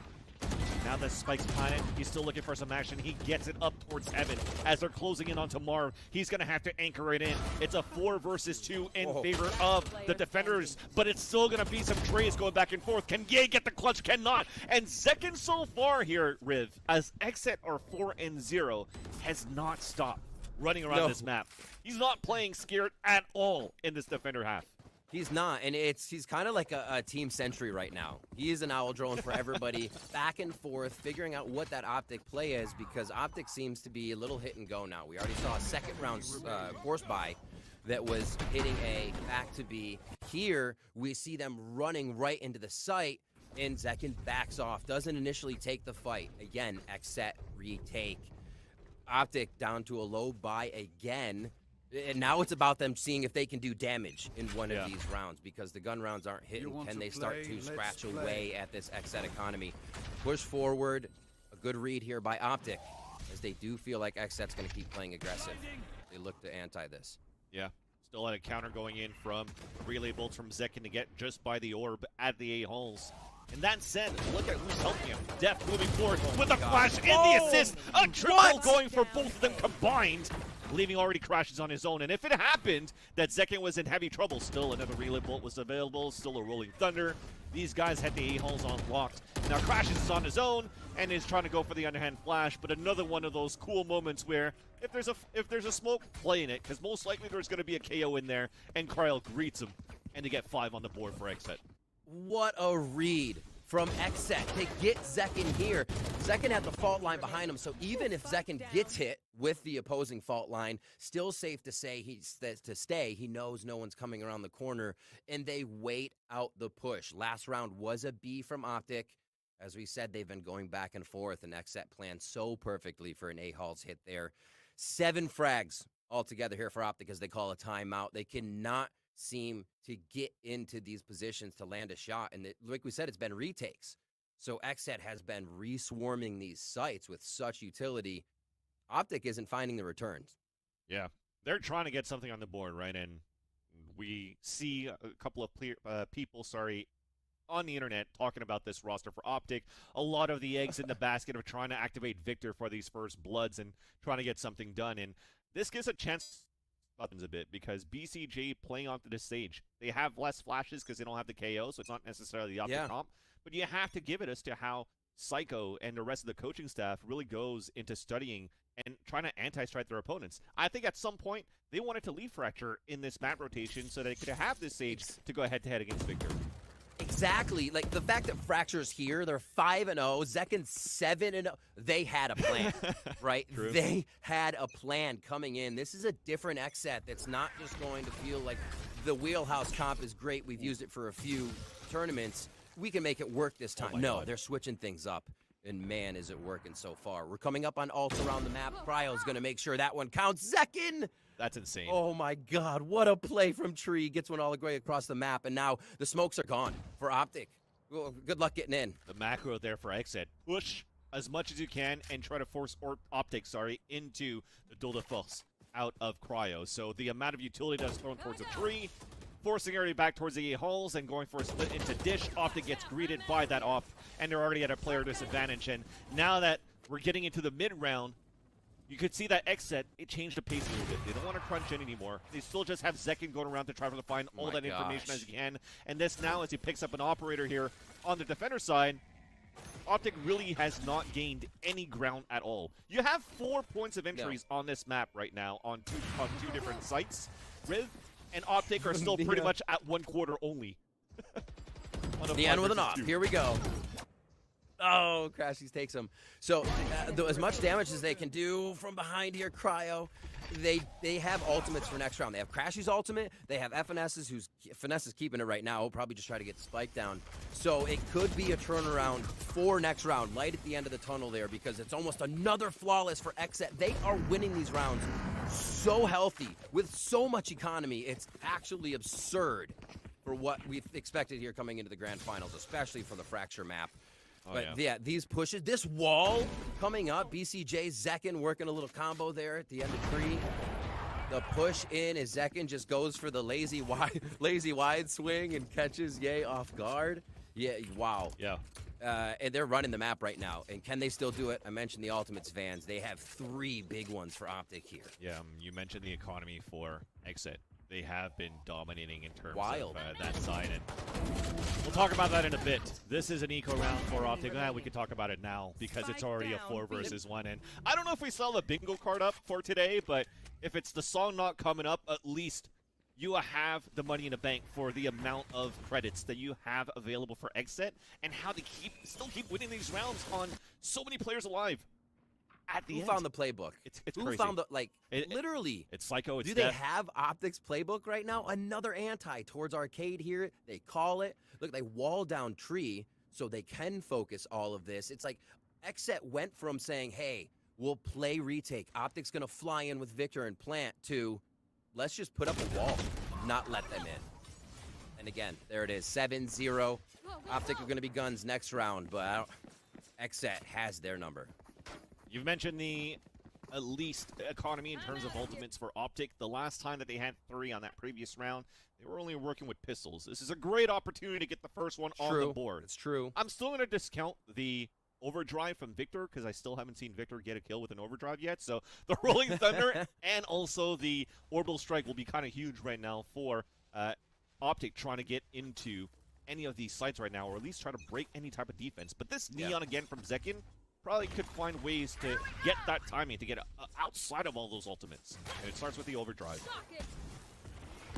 Zekin may answer your call and be first. He goes down, though. Optic's ready to absorb now, right? They're like, okay, wait a minute. Xset has been pushing us. Let's play off that condition. I like that. We'll figure out how to take him out exactly. Like, what do you do to an aggressive team? You hold the angles and you operate. Boom. Ye picks up a frag there. And now they can decide where to go. Numbers finally in their favor, I think, for one of the first rounds here in the first half on Optic's side. Able to do this without wasting a single ult, as we are now moving into a split onto B for Optic. 2 players remaining for Xset, both really just trying to hold as much as they can towards the A site, but now Cryo is going to try to go for the hero play. There's a smoke on the ground. He's trying to get a pick if anybody's going to push towards the spawn for Optic. And meanwhile, Aaron's moving in, but the clock is dwindling down. We still have an orbital strike, and finally we use the moment. A lot of time left, so you're not going to use the orbital strike out for Aaron. You want to save it into the next round, but there was a moment that if you're still too cautious for Optic and the clock's running down, you could definitely try to use it on the defender side. This is, everything spells a good way for Optic to turn this around. I mean, really nice just shots overall to start that off. They had to figure out a way to slow down Xset's pace there, and it was to just wait it out. But to be this healthy going into the next round, it's going to feel good. Aaron tries to tag down on that econ. It's going to hurt a little bit. Oh my, actually, this is huge. Okay. One more act would just cripple Optic, honestly. It becomes so tough because they're only getting 3K right now, 300 and whoever you killed. So see if they can come in for a next one. The buys still see some light armor around. Util will be full, but this has to be basically the rounds that Optic comes in to win, and Optic knows it. Xset knows it. They call a timeout. And you saw the respect given there from Marv after Aaron got that second kill, because usually Optic is kind of really known for, you know, trying to go for those fast trades, moving in as a team. I mean, Xset's been doing that, actually, if you've been watching that game versus FaZe, where they're just really running it down in their retakes on, especially Ascent. That said, though, after Marv sees that 2 of his teammates fell down, it's like, oh, let me just backpedal for a bit, play the angle instead, do the crosshair placement, and get the kill onto Aaron. So you're starting to see, okay, Optic gets the first point on the board, but the timeout's already called out. We want to make sure here that we're going to shut down any type of momentum early against Optic. And that's been the game plan for Xset going into, the last rematch that they had versus Optic, too. They came out swinging really quickly, dominated the first map. Who knows what's going to happen for the rest of this BO5. Absolutely. And the scoreboard right now is reminiscent, I think, of Xset's second half on Haven when they played Optic and they attacked. They get every round in a row. Now they're doing it on defense. So varying up how they're actually playing that attack defensive style and map to map here. Showing us that they can attack from that defensive side at 7-1 so far. Switching some weapons around, purchases happening on the side of Xset, so they keep that money nice and even. And again, a pivotal round here as Optic try to push towards A. A little bit of flank watch here, but it looks like they're going to try to pinch in for both sides with the majority coming from Satellite. They have the option to back up here. I don't think they got enough util, at least what they wanted to hear from Xset. They're being so patient. Even for Xset, as you mentioned, the patience, they wall up A holes. They also have Cryo just opping towards Dish. Still, even if the trap is there, he's just watching it so that the players can still stack towards the B site. So if it comes into a fake for Optic and they rotate back through Arcade, they're still going to be met up with a lot of opposition. This time, though, you can see now that BCJ is running back. He still has a slow orb to work with. So if this trap gets broken, he could actually support Cryo with the slow orb. But no, he's gambling back B. Great opportunity right now for Optic to get in. And that's 2 ultimates to move into the site. And Cryo immediately gets taken down because he was nullified by the null command. Marv still has ultimate. They have a big post plant here. Only one's in sight. The extremities could easily be found here, but Optic does have some pretty good positioning on the entry. Rolling Thunder, though, answered back. Orbital strike on the gosh, attack, the not walls. allowing anybody to move in, and also dropping Aaron. And FNS runs in to drop Zekin. Again, talking about that timing. And a post plant looks perfect for Optic as they get that round. Again, nice ultimate versus ultimate, and Optic put 2 on the board. We said the alties would become big in a few of these rounds here. Nicely played. And they caught Xset off guard because they played it even slower, right? The Xset calls a timeout. Probably going to see a trap play coming. Why would Optic do anything tough, right? Why would they push themselves into any position where Xset's going to be set up and garrisoned? So a nice job by Xset to kind of read the room in that situation. Play it slow. I mean, the movement from Ye was non-existent, right? He held his angle, waiting for a push with a trademark behind as we have a quick tech pause here. So we'll see what comes out of this, but Optic doing a really nice job. That's kind of the first time they work just into like a satellite control into A. Usually they've been trying to hit a site and go to the other, so nicely done there. Now it's our turn to actually go with the pauses and the tech pauses that just hurt in my ears. It's a slight tech pause they're gonna have. Don't worry, their computers are still working. There's no 150 degrees Fahrenheit in terms of where the teams are playing. We should be fine here, and we should be able to resume quite soon. But again, this is actually something that kind of sucks, though, if you're a fan of Xset or even a player of Xset yourself, because you're on a huge momentum in the first 5 rounds, 6 rounds, where you just pedal to the metal, Zekin with the flanks, going with the team play, and also shutting down Optic. But now with these timeouts back and forth and a slight one here, you want to make sure that the mental stays strong right now for Xset, that you have the Titanium mental of Van Silly, and that you could actually continue the lead that you have built up on your defender half. The Titanium Van Sus. I can't. I can't fathom. I've lost it. I really for a bit. can't. I've lost it for a bit recently. Counterplay from both sides here. They're trying to just run right into each other face to face. It looks like they actually just divide each other enough to create a no man's land. No fight comes out of this just yet as Victor still tempting fate here. They draw more utility, though. So Optic go from sitting back to pressure play right into A halls here, and they're still stuck. That is so crazy. They actually flashed into from halls, and then it's still Zekin that slides into Sand and catches one off guard. And that's just well done on the defender. Hold Ye falls down, and that duel between Zekin and Ye continues to ring. Meanwhile, a shot of an operator is being rang, but we still have a 4 versus 4. Little variation of how they played that wall, too. Cryo getting up instead of Zekin this time, so divvying up where the attack can come from, but still utilizing that Sage tech to peek on tree when they know it isn't being hit hard. Optic cut audio. They're still going to have a pinch. This is what worked for them last time. They're just out of yay. Marv has 2 smokes left. Still possible to come in. He's going to make sure they block spawn. And Def is waiting. Oh, but he gets caught. Util out. Victor is in now, taking cover and control of the A side. Teammates are following up with him too. Only 3 players alive now for the defender side of Xset as they're trying to go for this retake, clearing halls together first. So at least on Optic's side, they're going to hear the doors opening. So yeah, okay, at least presence of 1 player towards A halls. Let's have somebody look at that, and that's going to be FNS. Nobody's playing a pulse plant towards the halls. We're just tucked in here for the Optic crossfire on the A side. High lows, left and rights, and finally, Aaron is closing in. He will not see the 3rd player and almost gets that shot, but it's Crash. He's inside that site, lands another one to Zekin. It looked good for a point for that retake for Xset, but it's still Optic that's able to maintain their composure to get the round. Okay, so I feel like Optic, either whether in the tech pause or one of their pause, it was just to take a deep breath, calm down.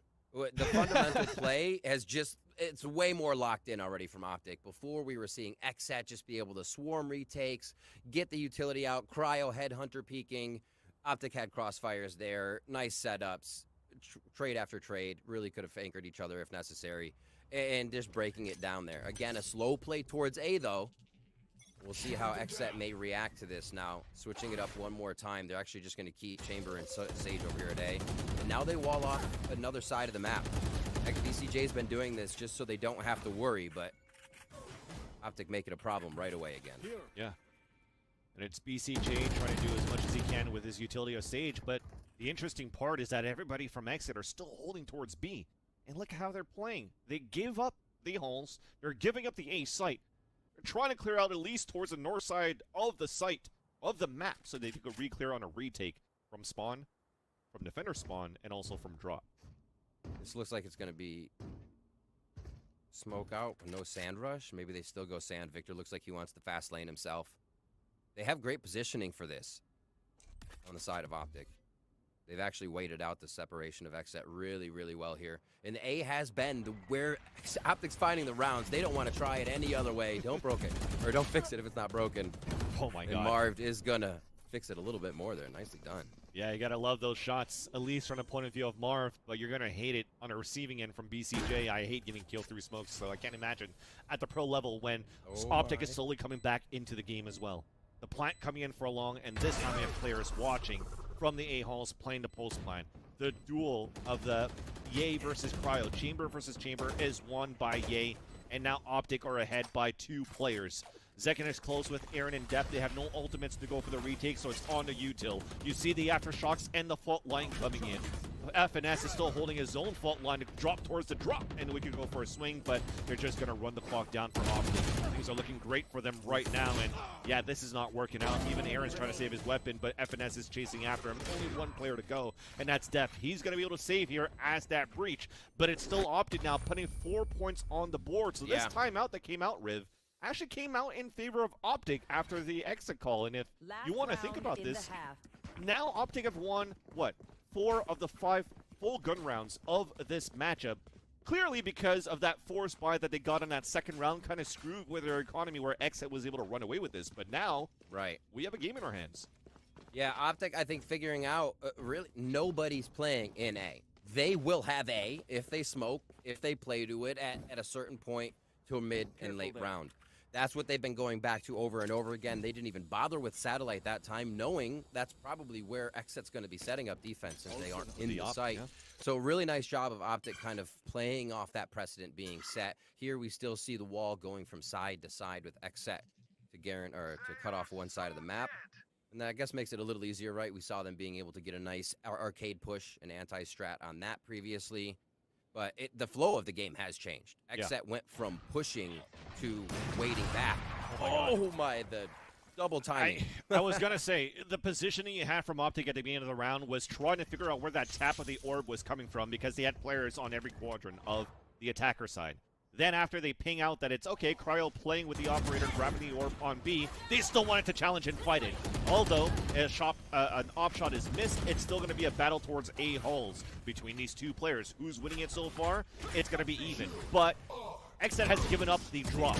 Now we've moved in. Aaron's trying to hold Sands. Another trade-off as we have a 3 versus 3. We have a KO ult from Crashies, though, who pushes towards the spawn and gets the headshot to Cryo. Yay, continuing with the Jiggle Peaks against Def's own Jiggle Peak, and he wins that one too. So BCJ is going to be on his own. Does have a res, though. This allows Cryo to come back up, but he has, after the Tilda False, only a judge. And can they get it? They still have a slow orb as well. They still have a heal. Trying to leverage Cryo Cells here with the operator on the defense as they're both moving in together. A lot of util on the side of Optic. And that, there you go. The first one being the fault line, and the other rest of the utility is Crashes. Full kit. And Cryo still gets the bait and switch kill on to Ye. A 2 versus 2. Crashes holds towards the Sands. Drops the last 2 players in Riveton. We're getting to a point where it was 7-1, and now somehow Optic has made it 7-5. And now can they continue the run? Can Xset maintain their composure? We'll find out after the break.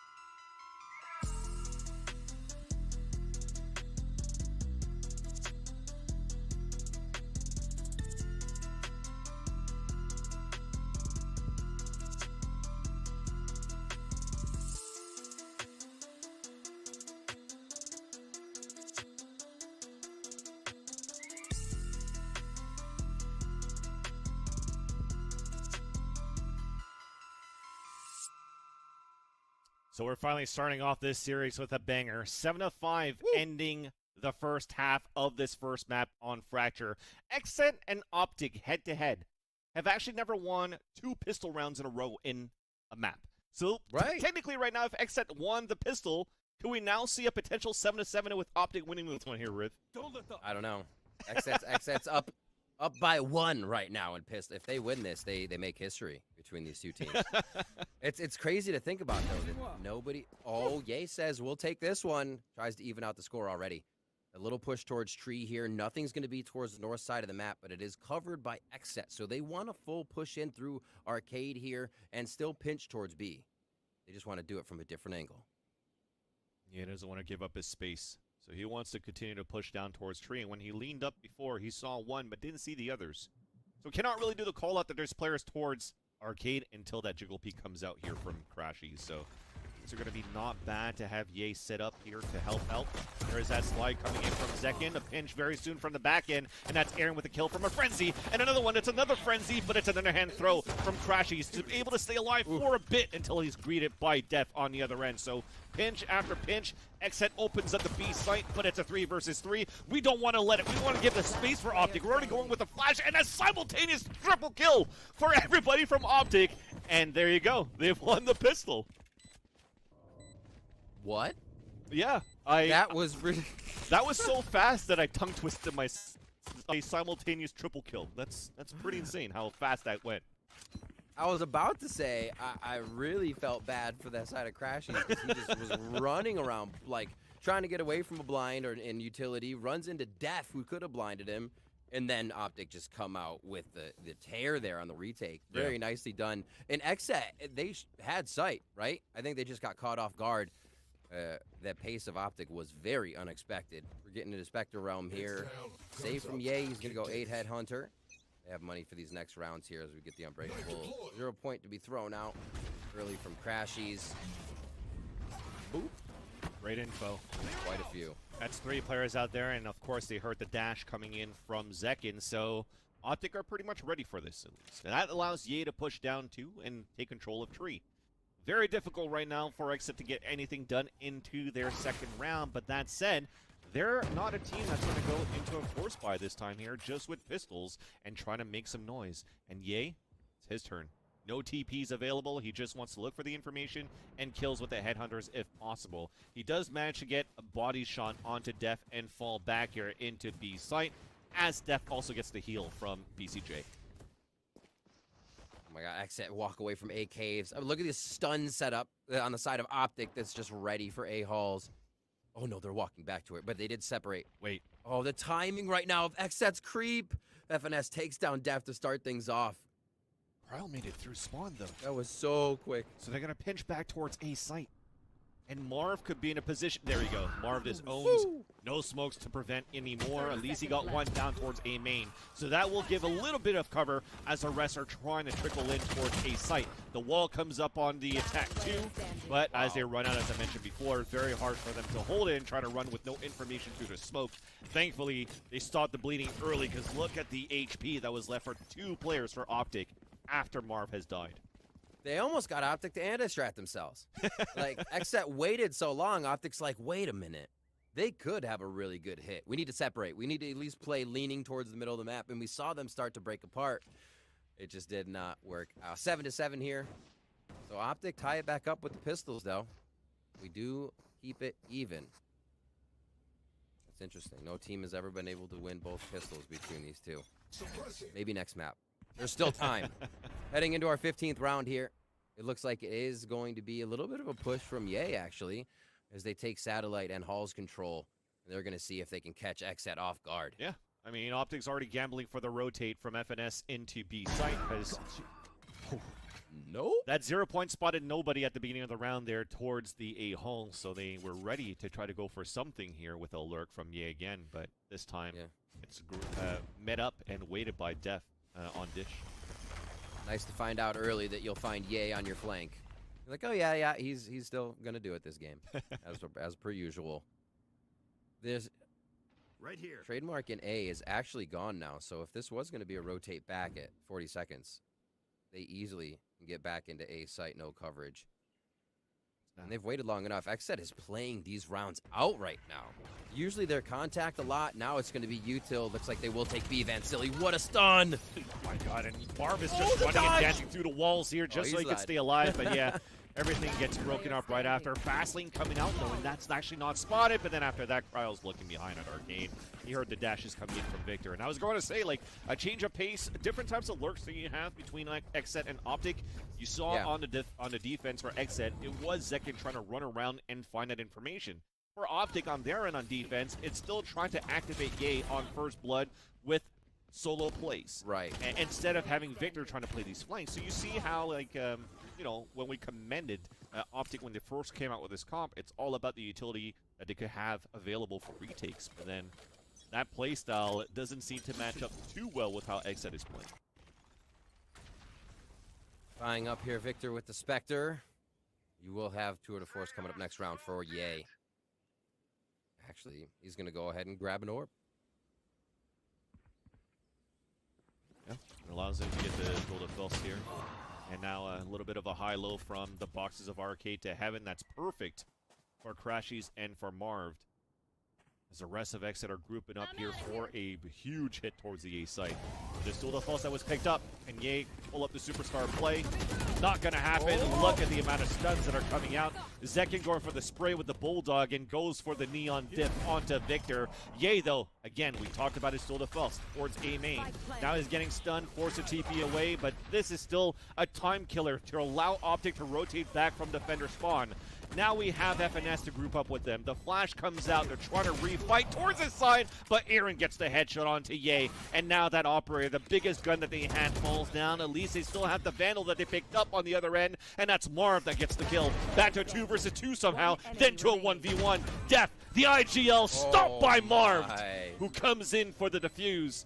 And it is going to be an 8-8 scoreline, and now it's time to fight back and forth in the second half. Yeah, you know who's calling the shots on that one for IGL's Marv's his clutch. Always been clutch, loves it. He's the penalty shooter. Get that guy in the last part of the round. He is always coming out on top. A lot of ultimates on deck for XSET here. We did see the tour de force last round, but Optic is folding their economy over nicely here. Operators and weapons for themselves. We'll see what the play might be. We haven't seen too many set plays from the side of Optic. They've been waiting quite a bit. I think that's what XSET is waiting to diffuse. Yeah. The longer they wait, Optic set plays, their antis, the stuns that they might be setting up at A, kind of fizzle out, and then Optic like to hit. We'll see how long they take again on this one. Optic again take that satellite control, and they just keep some hard angles to Arcade and down towards B. So I talked about battles going back and forth, but if you're actually paying attention to the history of this map, it's been 7 rounds in a row for XSET. Now 7 rounds in a row won by Optic. So can Optic actually continue this as they've been on a run since the first half? We'll soon find out as they're ready to go for a pop flash contact off this trademark. But it has been pinged out by XSET, so they could try to work something here and try to counter that right away. And Zekin to try to watch towards the staircase. 2 players with him to help out. But this pinch is coming back. There's a smoke on the ground. They're going to try to edge it across here for the defender. It doesn't work out. Carl's watching that flank. It's traded at least. Will they hunt him down right after? No, we're just trying to battle back and get information for Optic as well. But we're just holding our grounds. 40 seconds left on the clock. We've also retreated back for Optic into A. Oh, yay. Is he in range of a rendezvous? Looks like, oh, they're going back. It's going to be the Rolling Thunder to see if there is still a push, but also straight towards Satellite here. And they're going to try to lock in an A plant. Vance, another round where over a minute ticks by without too much action, and then everything explodes. That's exactly it, but they also have the orbital strike, and I thought it was going to be Mar trying to run away and play at least a denial with the orbital strike, but Zekin goes to work with 2 headshots right there. And finally, their rounds have turned back in favor of XSET. A plant towards A main, still 5 players alive, and yeah, Zekin got those 2 kills with 2 HP left.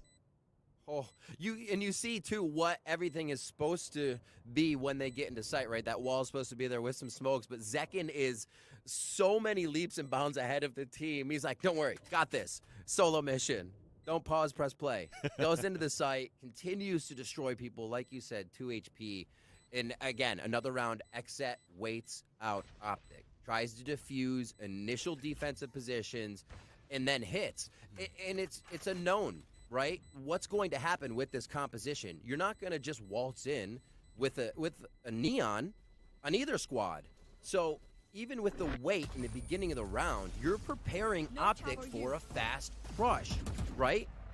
But if that's not followed up after the Rolling Thunder, you might get confused. So XSET really playing to the precedent where this neon comp has to go off the utility, except that time they went backwards instead of forwards, and it worked out great. And it was also this, too. I think from the orbital strike, there's a possibility that the slide or the dash coming in from Zekin wasn't even heard. That maybe even Marv, from the timing of the orbital strike, thought that he actually kept everybody out and back from Dish to be able to drop down, which is why, unfortunately, FNS wasn't ready just under the drop. Nope. He wasn't ready. Not ready. One of my favorite stand-ups. That said, though, it's, again, a round won by XSET after losing so many in a row, and just from that single round that they have lost from Optic after so many that they've stringed up in a row, they have a broken bye. See what they may put behind that, right? Ultimates for next round. This is going to be ultimate, maybe? Not even. Second goes down right away. I mean, one of the rounds that XSET's tried to pull the trigger almost immediately after the wall here, 30 seconds in, but not working. Ye is also the type of player that's like, you can't run our own strat against us. From last lane to try to execute into B, I'll just swing into the wall and op you. So that's a little bit of a, okay, let's rewind and reassess that the next time we have an opportunity to hit the B site now for XSET. Yeah. That's true. Just as much as the reads from XSET are coming in, Optic is playing in the minds of XSET. BCJ with the timing, though, Vans. That is so good. The wall to creep up on a crouch, waiting for the orbital strike to push the players out. He gets 2 kills. Now this allows XSET to get a plant at default. Stimpak on the ground just to see if he could run away. There you go. It works out. Oh, just for a bit until he gets that kill onto FNS again. They have lower weaponry for the defender half, or the defender side, rather. And Crashies and Marv trying to clutch it. Marv is committed. Crashies as well. Closing it now in the front of Generator. The elbow peeks out a little bit too corny. Headshot from Crashies. Now they're going to try to hunt down Cryo. On the top, TT available. The swing out with the headshot. Trying to go for the defuse. Can't get it a halfway. And this now should be the round coming in here for XSET, because you cannot win this against Cryo with the way that he's been playing since yesterday. It's 10-8 now for XSET with 2 in a row. Taking into account as well a round for Optic where they take down Zekin, and BCJ on stage in the 5v4 is the one to come up with the double kill to turn it around. Like XSET finding their way into these little windows of opportunity to get the win out of some of these rounds. 10-8 here, and it's exactly what they need to do is pressure Optic at this point in the game. They're real close to that 13. Trying to abuse that setup that you currently have from Optic, right? The trademark that they usually set up towards arcade. You have Crashies getting ready to play on contact off that, and XSET were able to slip through that and actually get those openers into B site. Now, Optic on a full save. Half shields for a couple of them. And a stack towards A. And it's a gamble stack that may pay off. You have 3 ults to work with. Might even be committed here for the first kill.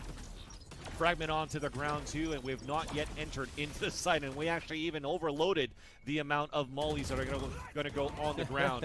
And as it dissipates, though, it's going to be the overdrive, and Victor, again, unfortunately, no other kills coming in with the overdrive. I was feeling it, man. I thought it was finally going to happen that Victor was going to get an overdrive kill, but it's XSET now at 11. Literally, you thought all the mollies were used, and then you saw him just running into even more fault lines and etc. on the floor. Yeah, that got messy. That was a pretty hard hit from both sides, but obviously Gundam coming out in the end here. Nice little peeks. The Rolling Thunder securing it. They actually Rolling Thunder for the eco too. They're like, we're not going to allow you to pull something fancy here through these smokes. XSET is playing for sure to win even those eco rounds where they have numbers up. 3 in favor of XSET here in a row. That is going to give 2,900 to Optic on their bye.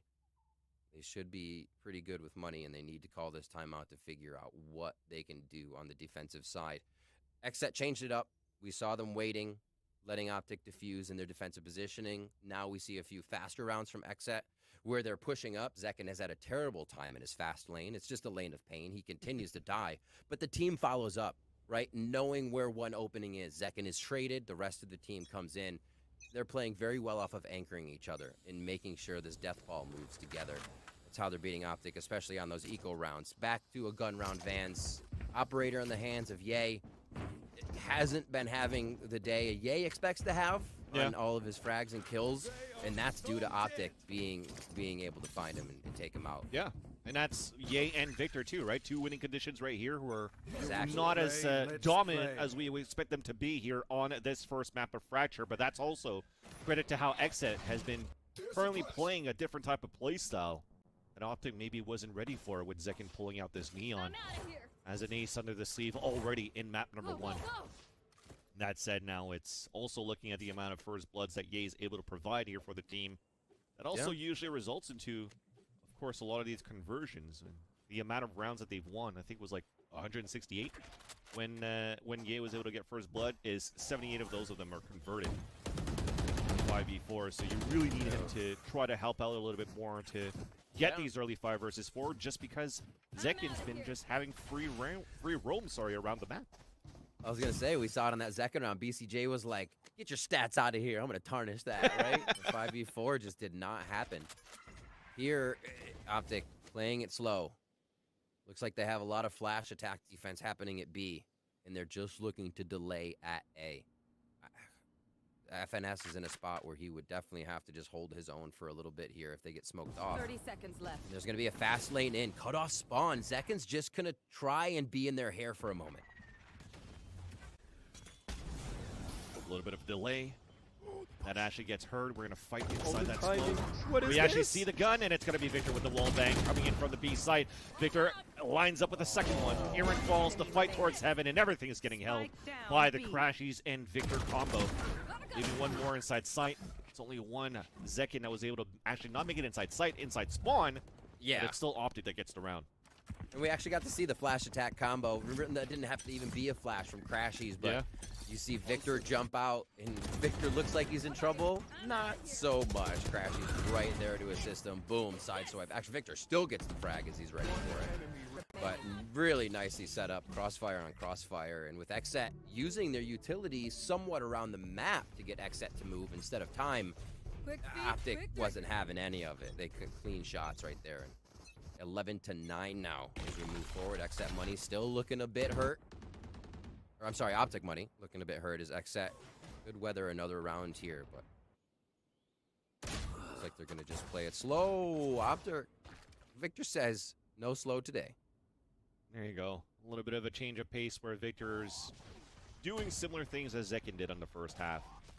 Meanwhile, though, we're trying to answer back. A couple of flashes coming out here on both ends on A halls. FNS has none left. Zekken's able to trade off at least Ye on the other end. Still a player advantage for Optic.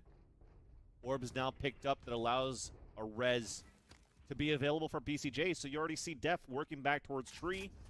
They're going to try to capitalize on that to bring the res back up. And look at that ping. They're ready for this, or at least they're going to call it out for Optic. So we are actually rotating back that Crashies and Victor duo inside B. Big res. Impressive to see Xset using a new composition for themselves here on Fracture after having not had too many games recently. Exactly what you want to see in the team heading to an international play. They are going to be heading over towards that A-Hall side here. I wonder if Zekken still goes way ahead of the storm. Fault line comes through. That was from deep calls. Can Zekken make the play alone? Nope. Not when you're jumping like that. FNS hears it through both of the fast lanes, and Marv gets the wall bang and the two-player stack. Somehow it's a 2 versus 1. The spike is down. Thankfully, a wall is up. Now Def is just going to have to play giving a lot of opportunities. Yeah. Now with the fragment, we're trying to break at least one section of that wall. We still have another flash available for Crashies after, and a full kit for Victor. This is going to be very hard for Def to try to hold it into sight. But now that it's planning for A main, they might think that it's there to slide to come in. Def with the headshot. Def like to give back. Oh, they get the headshot out to Crashies. And that is going to be the Red Bull clutch on that 2 versus 1, and that's Xset at that point. Match point. That's, if not the biggest round of this series so far. To keep Fracture in Xset's hands.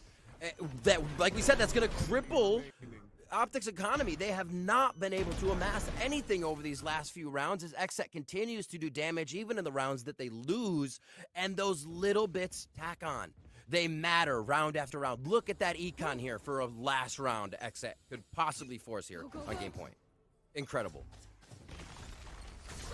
And it's fast now for the attack towards Dish. Same thing here as we're fighting back towards Arcade to pick up an orb. Overdrive available for Victor, because that is something that you need.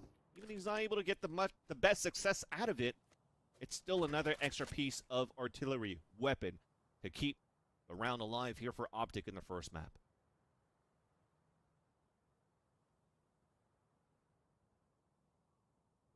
Playing not to lose mentality. It's slow. Still want to win, but don't want to make the wrong move. It looks like it's going to be a waterfall off of drop here. Precarious position for FNS at this point, but we'll see if he can prevail. This is going to be a big one. Oh, he gets shot back from the fast lane. And that's also an overboard strike my towards the spawn. word. And FNS, man, he's been caught up by everything pretty much, and he already falls.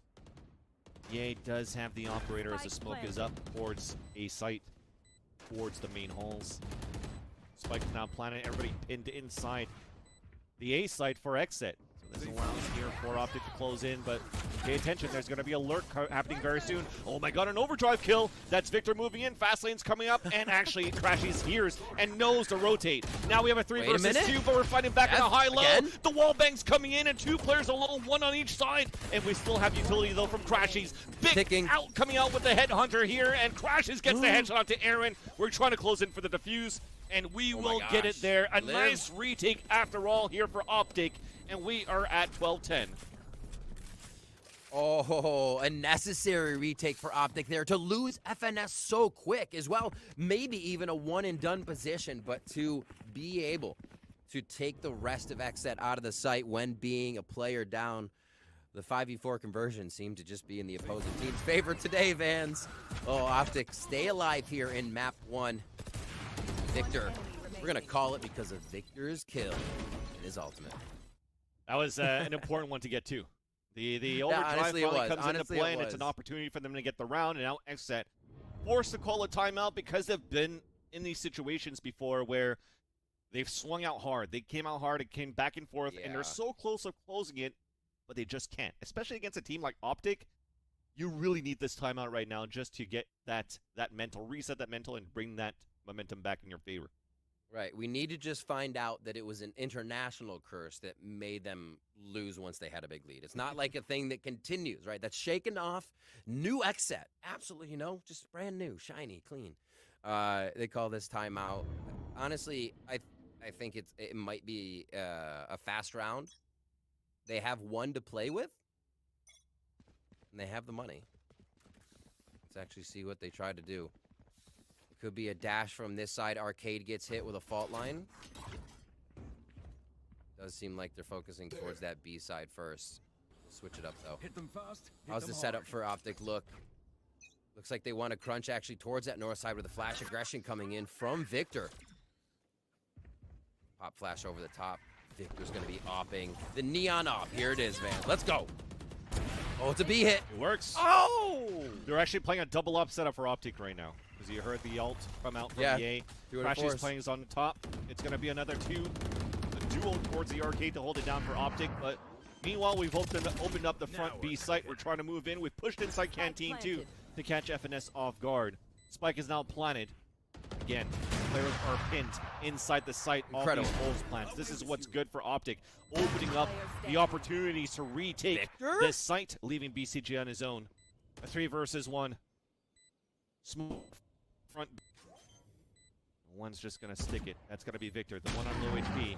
And as that wall that was coming up here for BCG for the plant, it was also his detriment as he had to go for a wider swing to try to stop that defuse, and that's Optic with another point on the board.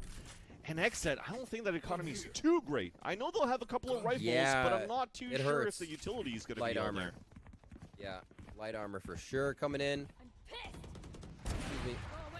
And the shots, I mean, Victor is a damn Swiss Army knife at this point. What we see him playing recently on the Neon, but it does not stop him from bringing on an operator when they need to get the economy to a point where that could be pivotal, right? It becomes a different style of play, absolutely. You're just dashing to shoot now.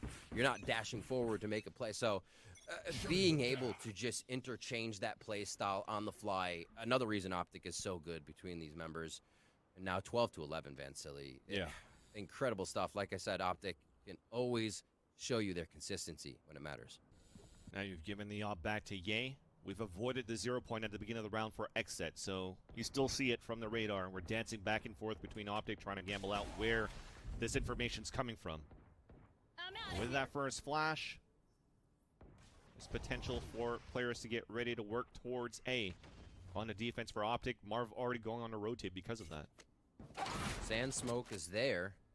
I don't know if they want to take it just yet, though. Until they put down spawn and drop, I think they're just going with this situation. Ye's going to be holding that operator. Where's his rendezvous? He goes back to spawn, so they may actually lose pressure if Ye doesn't get a frag here. I think XSET just has to slam it. And Ye has an option big to try to hit. stop the slam, the aftershock on the top, the relay bolt on the staircase, but Ye's not affected Ye by is anything huge. else. The wall coming up, we're in front of it. FNS gets They the get kill him. for 2, and now it's a 3 versus 3. We've answered back for Xset. We have 26 seconds left on the clock, but the spike is down. But we are such in a long rotate now for Optic. We have a Molly in the front, a plat now for Xset. And that calls out CLD. also to Tour de Force. Now a Molly coming in just to try to flood some players out. Doesn't work out. And now you're playing a full spot with 2 offs potentially, but Zekin pulls back out with the Vandal, but it's traded out. Oh, the it's side! a 1 versus 1 now. Crashy still has one more flash. The Molly's on the ground. We have to push forward for the flash. He gets the kill. But as that clock is ticking now, he's going all around. And it's going to be fine. We are going into overtime for the first map, and it's best of 5 for the grand finals of the North American VCTs.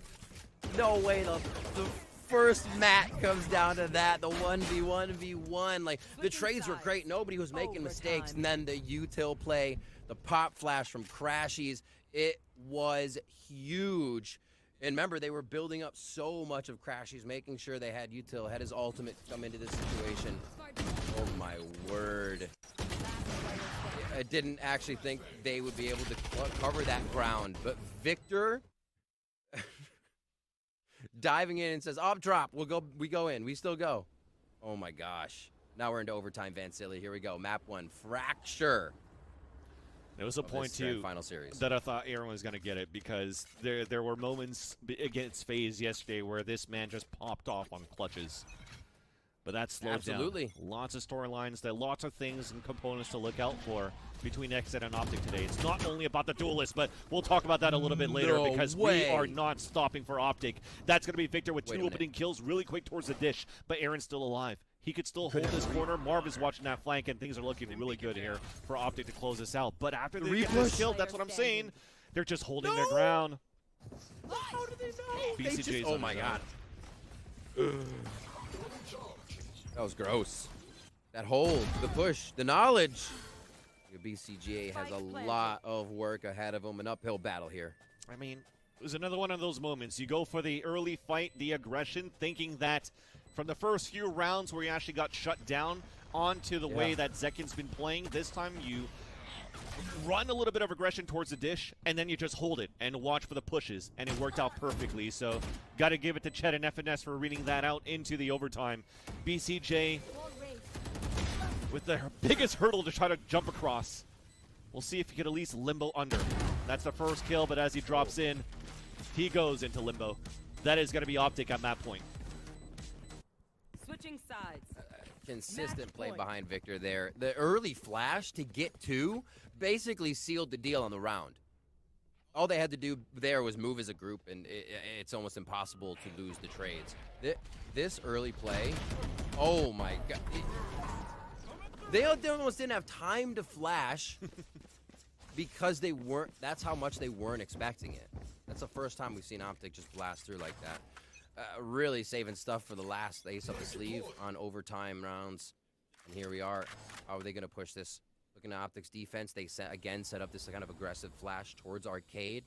They don't use it right away, though. And they're just ready. Looks like they're actually almost prepared for a north side crunch. Xset could buy themselves a bit of room here with going south side. A little bit of pings, too, just to be weary behind the smoke if anybody's trying to play. That is Ye, usually. But no opposition. It's going to be a slow creep down towards the underpass, back up towards Arcade, where, again, back into the Victor and Crashies duo. They're pinging out, too, so they do have utility to work with to try to stop this. Victor playing behind the boxes. Waiting for contact from Crashies. He's going to go for the underhand throws. Spots contact, not even needed. These guys are actually just going to hold it and start pushing for Xset. And finally the flash comes out, but it's still going to be a player advantage for Optic. Try on the other end, though. Evens up the tally on a 3-3. Fault line then coming out.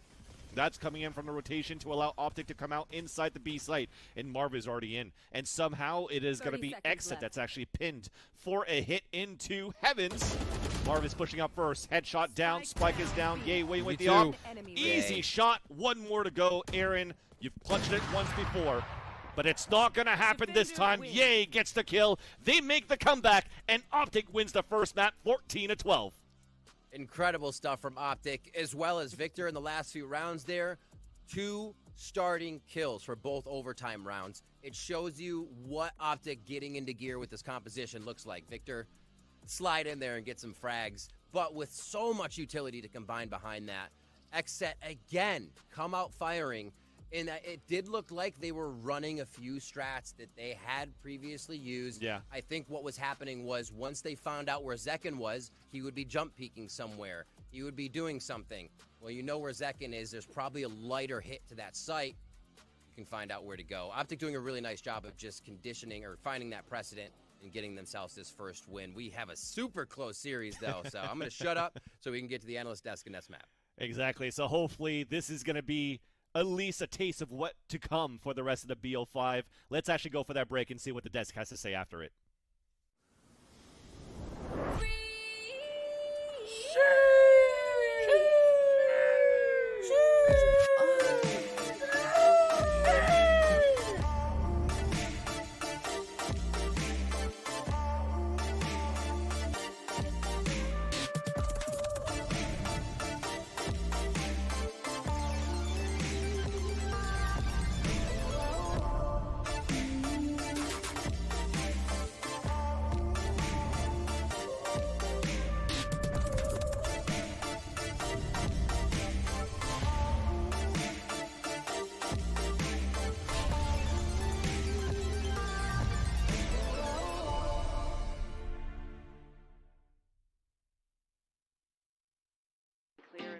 What if I told you you could win a VIP trip to Copenhagen to watch Masters 2 in person?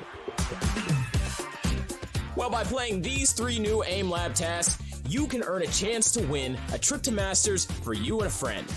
The more you play, the more chances you have to win. Train your aim for a trip to Masters. Are you in?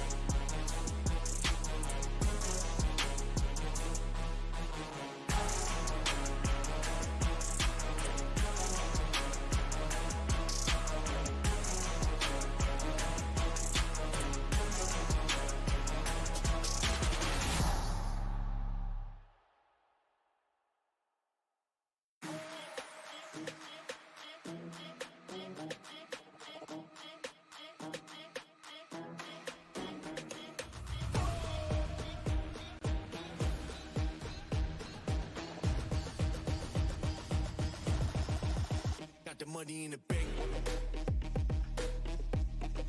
Hit you with the. Hit you with the bank. Hit you with the. Hit you with the 808. Hit you with the. Hit you with the 808. Bang to the break. Bang to the break. Bang to the break. Bang bang.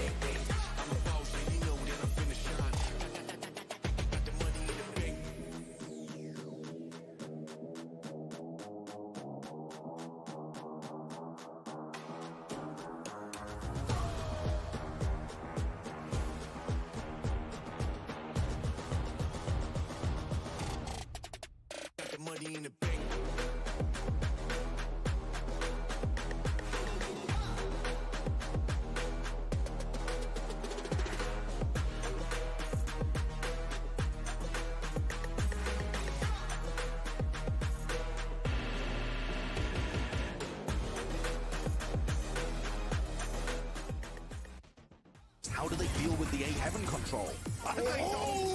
They just simply don't. Forward Marv's there. He's able to take care of one, and now Crashies regresses. 10 seconds left. They have to get the spike down. They've got to win the fights, and they're not doing it. Crashies gets 3.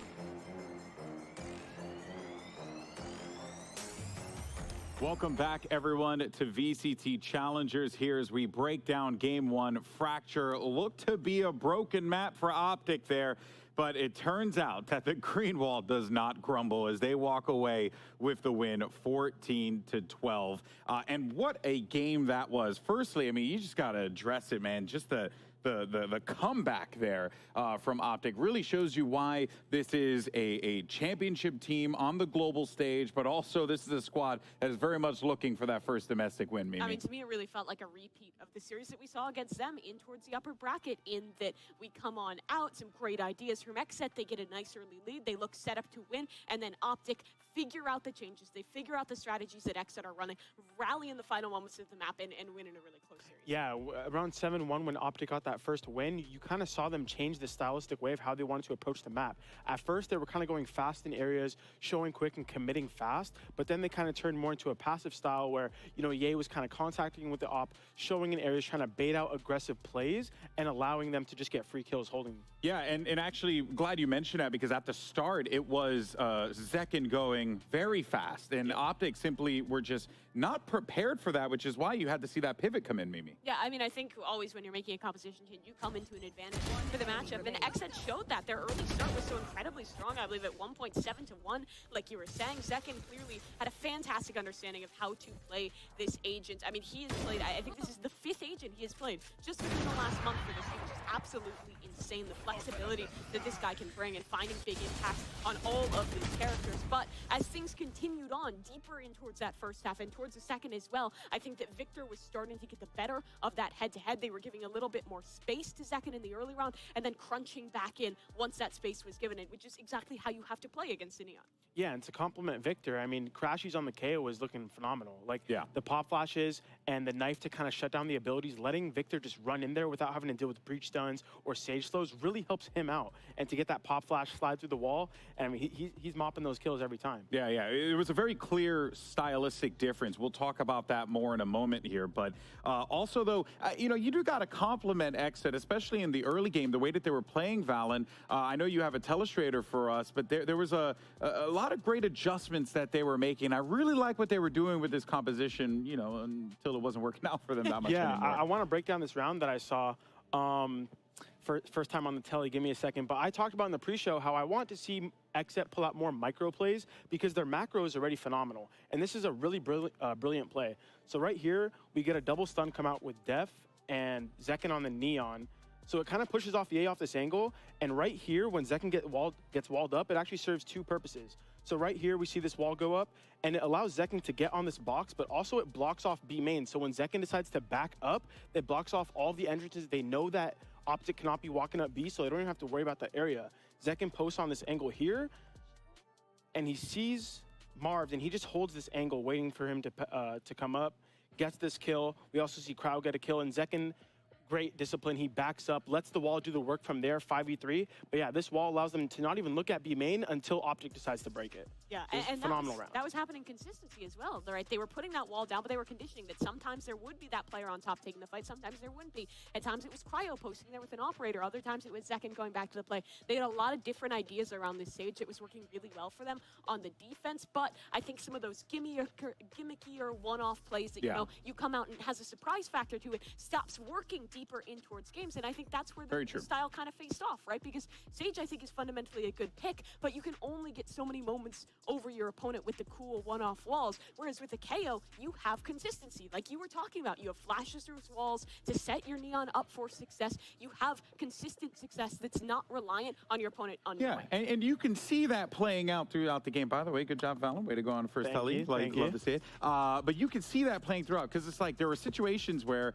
you know, you had the save, Sage, last player left alive, and then you'd have the KO, last player left alive. Who would I rather want in that situation? A person that could pop flash around a corner, or someone who throws icy orbs? You know, Yeah, like exactly. that. I think that kind of comes down to you know, the fundamental difference between these two teams. But I do think that it was nice to see Xset go, Mimi, for the experimentation, try something out on a map that really, when you look at the series layout, probably shouldn't have gone this way, considering their history with I mean, Fracture. this has been one of the best maps for Optic quite consistently, and I think Xset had a very good understanding of where the maps were going to go. They knew that Optic was going to pick into this. They prepped well on the map, but again, Optic is one of those teams that when they're taking losses in the mid game, they'll take one of those pauses, they'll get past that half, they'll make the changes, they'll be able to win on out. Good ideas from Xset, but just not quite enough. Yeah, and again, I mean, I think Xset played phenomenally, like really great Valorant, but Optic is just one of those teams that even when you're playing great, even when you're having these 7-0, 7-1 starts, they can always come back. And we saw them pull back to 7-5 and take over the defensive half. Yeah, bonkers to see Optic really dig deep and pull off a massive win there. They're going to walk away with the dub on Fracture, but now we look forward to Haven. And for context, Xset 113-7 in the upper bracket final against Optic, Mimi. So this is a map that Xset should feel largely comfortable in, but both teams have a decent amount of experience. It's Haven, obviously. Yeah, my question is this going to be one of those moments where we see another change come through from Optic? Because they've been playing this Neon here for quite a while in the Haven. We've also seen them pull out, toying with the idea of picking the Raze Fade instead. I wouldn't be surprised with that day off if they were making a change, if they were looking at what went wrong in that upper bracket match. With Agent Select coming up, we'll get to learn. Yeah. Let's see right here. Let's see what we're going to get here. Agent Select's underway. Lots of questions. I mean, Crashy's, you know, had that fate, but instead is actually going to go with the Sky out of the breaker. So that is going to be a change up for Optic, Valen. Yeah, I mean, with the Sky, yep, I was expecting a Neon pick because the Sky complements the Neon very well on this map, kind of similar to how KO is, but with the long range, the longs, like C-Long, having the fast lane go up and being able to direct the Sky Flash onto backside or through the front part of site and sliding in, getting that entry kill and allowing your team to go through is really, really big. Also, the mid-round information on defense with double flash and dog, especially towards that A site, being able to re-dog short, get your op posted back on the A line, clearing out short, and just being able to stack in towards mid is really big with the Sky. Yeah, and I'm looking as well towards this. This was the comp that was played previously. Optic love fighting for A lobby control, both on the defense and on the attack. Xset previously had a great understanding of how to shut that down with their Sky and with their Breach, so I'm looking to see how Optic innovate off of that information. Yeah, I really like the composition here for Optic. It could very well work out for them. But again, you know, anything is possible in this grand final. A pivotal best of 5 here for Xset, an opportunity to go to champions outright, but for Optic to have that first seed in Copenhagen. Let's now go ahead and get ready to send it over to your casters. You got Vansili and Rivington on the mic, fellas. The floor is yours. Thank you so much, my friends. And at the same time, I just realized, Riv, that I probably taken the worst wardrobe choice today because I was just looking at White's chat. They were saying that it feels like I'm coming out of like a day at the spa or about to hit the spa after this game. Thought it was going to be a relaxing game no matter what, but it's not. We got a first map on overtime. Of course, it's also Optic versus Xset that we have here on this second map. The interesting part about this, though, is that, you know, this is still the same compositions for Optic and Xset when they faced off against each other in the upper bracket finals a couple of days ago. But the cool part about this, though, is that Optic has choice of side. They took defender side first, where the last time they couldn't get a single round on defense. Yeah, see if Xset can start just as on fire as we saw that second half. Again, we'll keep track of the pistol rounds. Neither team has been able to win both in all of their head-to-heads. Cryo starts off with a huge headhunter, and they are in C. Dash is already in. Victor is down towards that left side of Long C. And that is going to be just unanswered rounds. And finally, Marv is trying to do as much as he can. Unfortunately, not good enough. Only one to fall. Yay with the headhunter. Spike now planted on 4v1. First headshot, looking towards that left where Depp is. Lands that one, but already the right-click classic is good enough for the assist as Zekin picks up the last kill for the pistol round for Xset. I like it. Great play, Xset. Going fast. I think that's the kind of pressure they need to start as well. Zekin can just dash in and create the chaos. And everybody, you can follow a Jet a little easier than you can follow a Neon, as hard as it still is. But the one thing that scared me there is Xset never got to back site that quick, right? They all stayed in the front. They were kind of waiting for Optic peaks. They were still able to flood the site. But if Optic had got into back site, that could have been a really, really sketchy play. First one goes, though, so throw that out the window. We're only looking for the W's here. Xset, second play, looks like they're going to just toy around with A main and mid. 0 point spots a couple of players, too, and now the gamble's almost there. You know, a lot of these teams sometimes in the second round, or they plant towards B, or they go for a C-side split. Optic goes for a gamble towards C, but now it's going to become a retake play towards B site potentially. Spike has not yet moved in because it's on the back of BCJ, doing the Trailblazer for a link. Flash coming in, Def pushing forward, trying to wall bang with the Spectre, and finally does so. And now we're chiming in for the assists, also a push towards Garage. Last one to go is going to be Ye as Victor has just fallen. So this is going to be an easy round converted into a second round unless Ye could pull out some magic. He still has a full kit coming out of the Headhunter. But there's a lot of one-ways coming in and thrown by Aaron. Not easy to do. A ping towards the top just in case somebody's up there. But you can definitely see it's your own team breaking on crosshair placement, and Zekin gets the kill for a 2-0 for Xset. Everybody's like, wait, Ye basically has an operator. Do not move. Finally, a quick peek on the one-way. Xset, I call it, I mean, Strats, they mean to do them, but it's loose. They look like they're enjoying themselves. They're going in, you know, kind of pushing the limit to that strat. We dive in with follow-up into B, right? They were expecting to just see the eco of Optic, and they played it to that strength. See how they do coming into this first gun round. Their bonus on the side of Xset. They were able to topple this last time. So a little bit reminiscent of that Fracture map for our first map of the series. Can they continue this one? Aaron hears the backpedaling of Victor, but Victor decides to walk back into the corner just to play the left side tight, tucked in into the Garage. And it's going to be Xset with the lower buy, of course, because it's a bonus round just to use the close range battle and the overwhelming opportunities that he get hitting towards his B site. But that grab well cancels out the plans for a bit. Now we've affirmed the plan towards B for Xset. 2 players on the A link. Flash from FNS.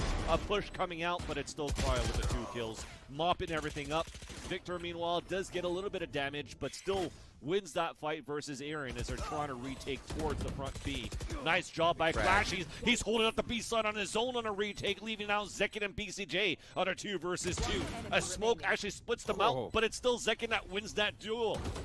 Marv trying to clutch a dash, pushes him away. And now he goes, they know that at least he went for the fake plant. Trying to go for another one here. Trying to play the anti-flash, but it's still going to be Zekin creeping out with a kill on the Spectre. And that is a bonus round converted in favor of Xset. That a huge round from Cryo right there. Cryo and BCJ did not expect to have to counter or anti-flash that BA link connector. And Cryo insta-turn. You can see BCJ is like, please hit these shots. So huge play there. Really nice mechanics by Cryo and Zekin and BCJ to clean this one up as Marv does his damnedest to try and squeeze them out into a 1v1. Nice job all around there. But the round again to Xset, another bonus for them. They've been so consistent in these rounds. It seems to be the mid game where Optic start to figure them out. Let's see if Xset can keep this going still. Lots of pressure now to start things off. Inside sewers. That actually did not spot Ye. So Ye could actually get a nice little surprise kill if he can. I just got pinged. Just in case BCJ says, hey, I didn't clear that corner. Make sure if you're walking down towards sewers to check that left side. Ooh.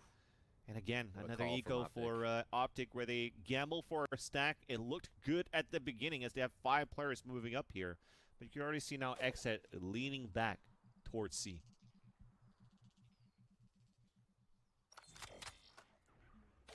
What good calls all around. This push from Cryo, I'm sure him hearing nothing, it makes Xset inclined to think, well, if there's no flank coming in, they are hard on one site, just holding it. They have called that correctly. Looks like they're going to be rushing into C here and find absolutely 0 things to mess with. 30 seconds left.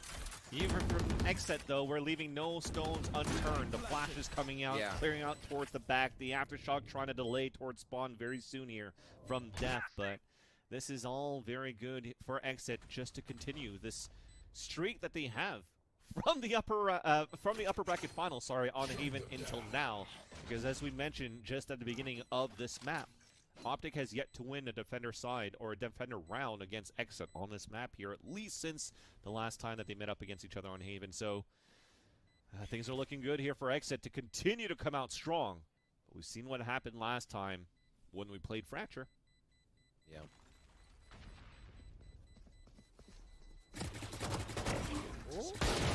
Aaron, almost some more. I mean, they have the money to play with, right? We see Ye and the rest of the team jump in to get their worth. Coming into round 5 now. See what Optic can put up. Operator's going to be there for Ye. Bladestorm wherever ready for Zekin, so he's going to low buy anyways to keep the econ on par with everything. I would say above par, even better. And honestly, they're set up to continue being able to have Zekin go a little hard, right? If he goes down a few times, it doesn't matter. There's a rebuy. He's 7-0-1. So really, I think they have a chance to test Optic within these rounds, especially when they get guns, right? You go for the throat to put them back on the economy, or the low buy rounds. And here's the Bladestorm following up the Trailblazer. Exactly when he has a stinger on top of that, you know that it's going to be Zekin trying to open up the site here, Yeah. and that's him inside B. And they're looking for a pitch. Oh my inside gosh. Garage. Oh my No god, way. this guy's insane. The headshot onto Victor. Now that we go for a C-side split for Exet. Nice gravity well at least from Marv, just to slow down the pace a bit, allowing FNS to move out, but it gets immediately traded out. Guided light towards the garage, blinds one, but little did they know here for Optic that there's 3 players from Exit here. And now we cancel out the plans and maybe rotate back towards A if we want to, where Ye still posted up, at least on the A link. Oh my god, Crashes is pushing forward. He's going to catch a perfect timing here. Back towards C. But unfortunately, there's still a trap available for the attackers site to check. cancel. Oh, he gets the headshot at least onto Aaron. So there's no smokes to go inside forward. C. Marv gets headshotted by Zekin as Zekin gets another opener inside of sight. So a 3 versus 2. They know that Crash is on the flank. Ye needs to land the shot, but he doesn't. Now the spike has been planted. A nice little kill there from Cryo onto Crashies, leaving Ye on his own on a 3 versus 1. They actually don't spot him, though. They're still looking towards spawn. He might be able to come out and at least get one. But as he creeps out more towards the platform, did not expect that Cryo's playing so close at long C. And Exet put 5 in a row now, and I feel like a timeout should be coming soon. Yeah, Vansili, how often do we see B strats? Maybe once or twice. Exet has utilized B and then stemmed a strat off it 3, 4 times now out of our 6, 5 rounds. Sorry, I'm losing rounds already because it's just blowing my mind. They have gone twice to planet B, and then the one time they go back because Optic's thinking, not B again, it's a gun round, they'll play it out. Zekin just runs through with no defense. Now it's going to try to be Optic putting their foot down here. They're saying, no way, Zekin's setting way too much pace. And we see Optic try to get some early intel here. And while Victor doesn't see too much, he can let the team know it's going to probably be towards A. Thankfully for the free ability of just running quickly, that actually trades it out for a Trailblazer from BCJ just to look back towards Garage, look back towards Window. They even ping out towards Grass for Exet so they could re-clear it together. But another gamble stack from Optic on A that doesn't work out, unfortunately, on how they're trying to read where Exet's going. They're loving the elevation game right now. If Zekin can create chaos, it's exactly where they want to be. Another play towards B, Vans, and they just have to hold this one off. That's one of those moments where finally if you ping on top of the boxes, you'll spot Zekin, who's winning up there, greeting Ye, leaving FNS and Victor alone now for Optic. But they have 2 Spectres. Little flash here from FNS. Victor gets the kill, picks up a Phantom. Now a fast lane to actually get the tap of Cryo is going on. The lurk on the mid. Wait, what? There's that first kill. It's traded off though by Victor. Knows that Aaron's in the front, but he thought that Aaron was under the window. Wow. And Aaron went from the window to the wall for that kill. Woo! Feel it. It is gameplay. So round 7 coming in. The ultimates are starting to come up here. A lot of damage you have to recognize has been done by Optic over the last few rounds. That might slow Exet's push and Gusto down a little bit. Remember we said you get the chance to make plays, right? Zekin buying a Stinger on like 6,200 credits left previously. These guys just, they're able to toy with a few of these aspects that allow them to have safety in the following rounds. Optic does call that timeout. They have been thwarted at B so many times, and if you look at the style Optic likes to play, it's Ye contact. It's figure out how they might be able to find Ye a first kill, flash for him, or pull back and get the site. If you rush B as XSET, what angles does Chamber have to shoot you, right? You're already close quarters. You are taking away what Optic loves to play with, and that's initial long range and grabbing the info that does not allow you into a site. So Optic discussing now, how do we find out what XSET's doing beforehand? How can we get into position better? Because it has been 6 straight rounds for XSET. And yeah. Deja vu of Fracture. And they haven't really figured anything out, right? Because in these moments where they have lower economy for Optic and they're trying to run like the basic fundamentals of creating space and going for trades on pistols, the stacks are just not working for them. So XSET's doing a better job anticipating where the stack's going. And that's working towards the B early every single time. And this time, though, the change of pace here for the defenders. We have a rifle round. Dual Default's coming out here on the defense, and we're pushing down towards mid.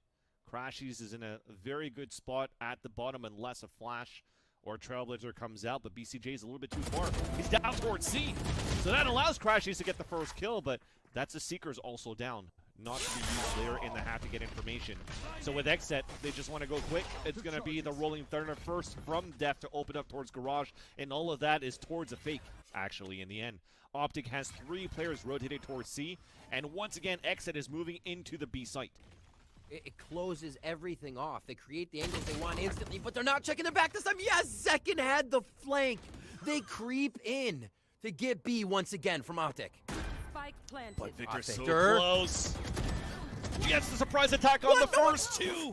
And the third one, unfortunately, he went towards the back of Gong. The tap coming out from Victor, still trying to find Aaron. Player standing. And Aaron gets that frag. Ye's on his own, but they know where Aaron's at. They need this clutch. A fake TP. Headhunter is out. Aaron playing on top of the ledge, just to break the crosshair placement, goes behind the smoke and picks it up with the Phantom kill. And Ye goes for the clutch and the defuse here for Optic. And as you said, Rivington, they needed that one desperately, especially coming out of a timeout, especially how they pushed so aggressively towards mid. And finally, the Red Bull clutch in the end to close it out. The solution to B. They found it. And it is actually Victor. I'm sorry. Ye, the final one. Probably the person they avoid here to capitalize on those last few kills. And this was a tour de force round. He was towards long. They were trying to capitalize on frags. And XSET forced them into another close range fight at B that comes down to the wire. And silly. Yeah. Still, money on both sides. XSET needs to be hit a few more times here for that to hurt. 6-1 though. Optic strike back a bit quicker than Fractured. Still going to be looking pretty good for this round and the next here, at least for XSET. Yeah. If they lose this round, just in sheer economy, and Zekin getting very close to his Blade Storm. That said, as you see the amount of utility, again, Victor playing that turret, trying to look out towards the garage. And he's closing that gap already, so they're closing out the space, at least on this site. And they have the perfect number stacked. Easy kill from Ye on top of Swords. They're trying to push in for the trade. Seekers coming out from Crash. He's a flash, but that's just to delay. That also with the KO null command is not going to allow XSET to hit towards the A side. With 54 seconds left on the clock and these guys pinned inside sewers, they don't know actually that Victor is just by the window. They couldn't. He's still waiting for the push, though. They don't want to give him the satisfaction of knowing someone's behind them just yet. If they're playing with the mind games right now, they could very easily double push and be a bit safe. That's the crazy but part, to too. Stay back. You have 2 flashes from 2 flash agents from Optic in sight. There's no way XSET should get this. Well, they have. Oh my gosh. Cosmic Divide is out here for Marv. Victor trying to run through. And that's the beauty of having Cryocells dead here if you're a fan of Optic. You're able to go for this flank. There's 13 seconds left on the clock. 1 player left to go. And it's still going to be Marv that clutches it on that 1 versus 1 against Aaron. Man, it went back and forth. But again, having Cryocells dying so early it forced Exet to have one of those players. Yep. You saw he was deaf, having to look back. Are we going to get flanked? Are we not going to get flanked? Then with the Cosmic Divide that comes out here from the defender side on the retake of Marv, they did not expect, again, another backstab kill coming in from Victor 2 rounds in a row. Incredibly big. Yeah, the chamber call is huge, Vincently. As you said, not having that coverage on the back basically locks Exet into that play, right? Or you re-clear the entire map, which just becomes too dangerous. So, my Victor. So, Victor, rinse and repeat on this run out of Garage. Seems like it's kind of a safe play if he does find the fight. It's going to be one person, most likely. So, he feels comfortable to keep doing that. No real information gained off this, though, as both teams reset this round to start it off. You are putting that idea in Exet's head, though, like, good luck. We could be anywhere now. So neat little stuff that Optic's doing right out of the gate. Yeah, that's Victor lapping all the way from B to C back into Garage where he started. And again. And they're going to try to go for the peak here. But, yeah, I mean, Exet this time is like, okay, you could be anywhere, so we're just going to hold our ground default Fracture style as we did before. And Optic gets a piece of their own medicine. A repeat coming out, and then Crashies is trying to hold towards Garage at least. Silver lining as FNS. Unfortunate there. He played the anti-flash, thought the flank was coming on the other end, and then it's actually where he originally looked at that he could have gone the kill onto Def. That's a plant coming down for Exit, and you already see Ye saving his operator for the next round. This is big for Exet to be able to kind of get Optic into 2 rounds. You're buying full, you won a round. This is where you actually get a chance to really punch somebody right in the money bag. We'll see what Optic's cash flow is next round, but being able to reset their money after you have a team feeling comfortable in their stride and thinking it's going to be gun round after gun round, big props to Exet to be able to do this, especially with 4 members alive, because they were about to be in economy hell come these next rounds. A nice play towards C here. We haven't seen too much of that from Exet, right? It's been a lot of B, a touch and go towards A, and they finally wait out the map again, much like they did on Fracture, waiting out the map to go towards a C there. So slowing the map down a bit as Optic speed up the map quite a bit, right? A little flip in what the teams want to get. It almost looks like even on the idea of what Optic was trying to do was really trying to prevent that B site hit that Exet's been doing consistently. They're worried. Because, They're like, they don't want anybody in B. Exactly. I mean, that's why Victor is starting to do that turret move of running quickly, jump peeking out towards Garage, support from Marv on top of that. But unfortunately, this time Exet was just ready for it, just holding towards grass. It is a great point. Right has been Victor and a few pushing out B. Now it's Ye watching B. Somebody's been on B. They're just like, Exet, stop using this play. Oh my God. That's one way to do it. How? Oh, they thought it was a having TP. Aaron went towards the spawn. It's going to be a flash after flash, but FNS is the one that takes the upper hand. Marv rotating all the way back from C. Weapon. They're going to be able to take up an op and also a rifle, and the overdrive available for Victor. So technically a full gun round on this retake on the 3 versus 3. Plant coming in now. Still lots of flashes available still for Exet on this post plant, and Zekin still alive, of course. Marv has come up huge here as he jiggle peeks towards the window. There's no smokes available for Exet, so this is a great opportunity here for Marv to get something. Dropping towards Hell, a flash, but they never expected that Zekin was on the boxes, and unfortunately the overdrive doesn't come in for a kill. Off shot kill, back to the frenzy, but it's going to be Zekin with another kill. 3 onto the round, and Exet are now up at 8. A round with a lot of util and a kitchen sink being thrown at Optic there. You had from the shadows coming in from Aaron, stuck it. Like you said, they're predicting it's going to be heaven, but it's not. And as soon as they do lose eyes on Aaron, what he's got in the spawn, Seekers comes out. And Seekers identifies that nobody from Optic has made it into sight. So everybody that was still long A from Exet waltz right in. Another one of these Stinger low buys for Bladestorm coming in for Exet as they prepare themselves for more rounds where Exet or Optic's going to be able to take members down. They have been scratching and clawing at these rounds, and like I said, Exet's going to be able to start to put Optic into econ hell. With those rounds, they're starting to reset the econ. This would be a big one. Well, unfortunately here, Riv, we're at round number 11, so no matter what, we're going to have good econ for Exet for the next 2 rounds. True. Yep. Now the tides have turned. Optic, not only do they need to win rounds, but not lose too many players because of how low they've bought. Or how low's left after their buy here as we have this flash coming out from BCJ. It does catch onto Ye, but do they know that he's Bunny? They don't. He misses a shot, unfortunately, but still overextends for a bit until he TPs away. And now Exit just resetting once again towards grass. Still a really big find, right? You get Ye's rendezvous out. He can't make those forward plays anymore. Now it's your chance, Xset.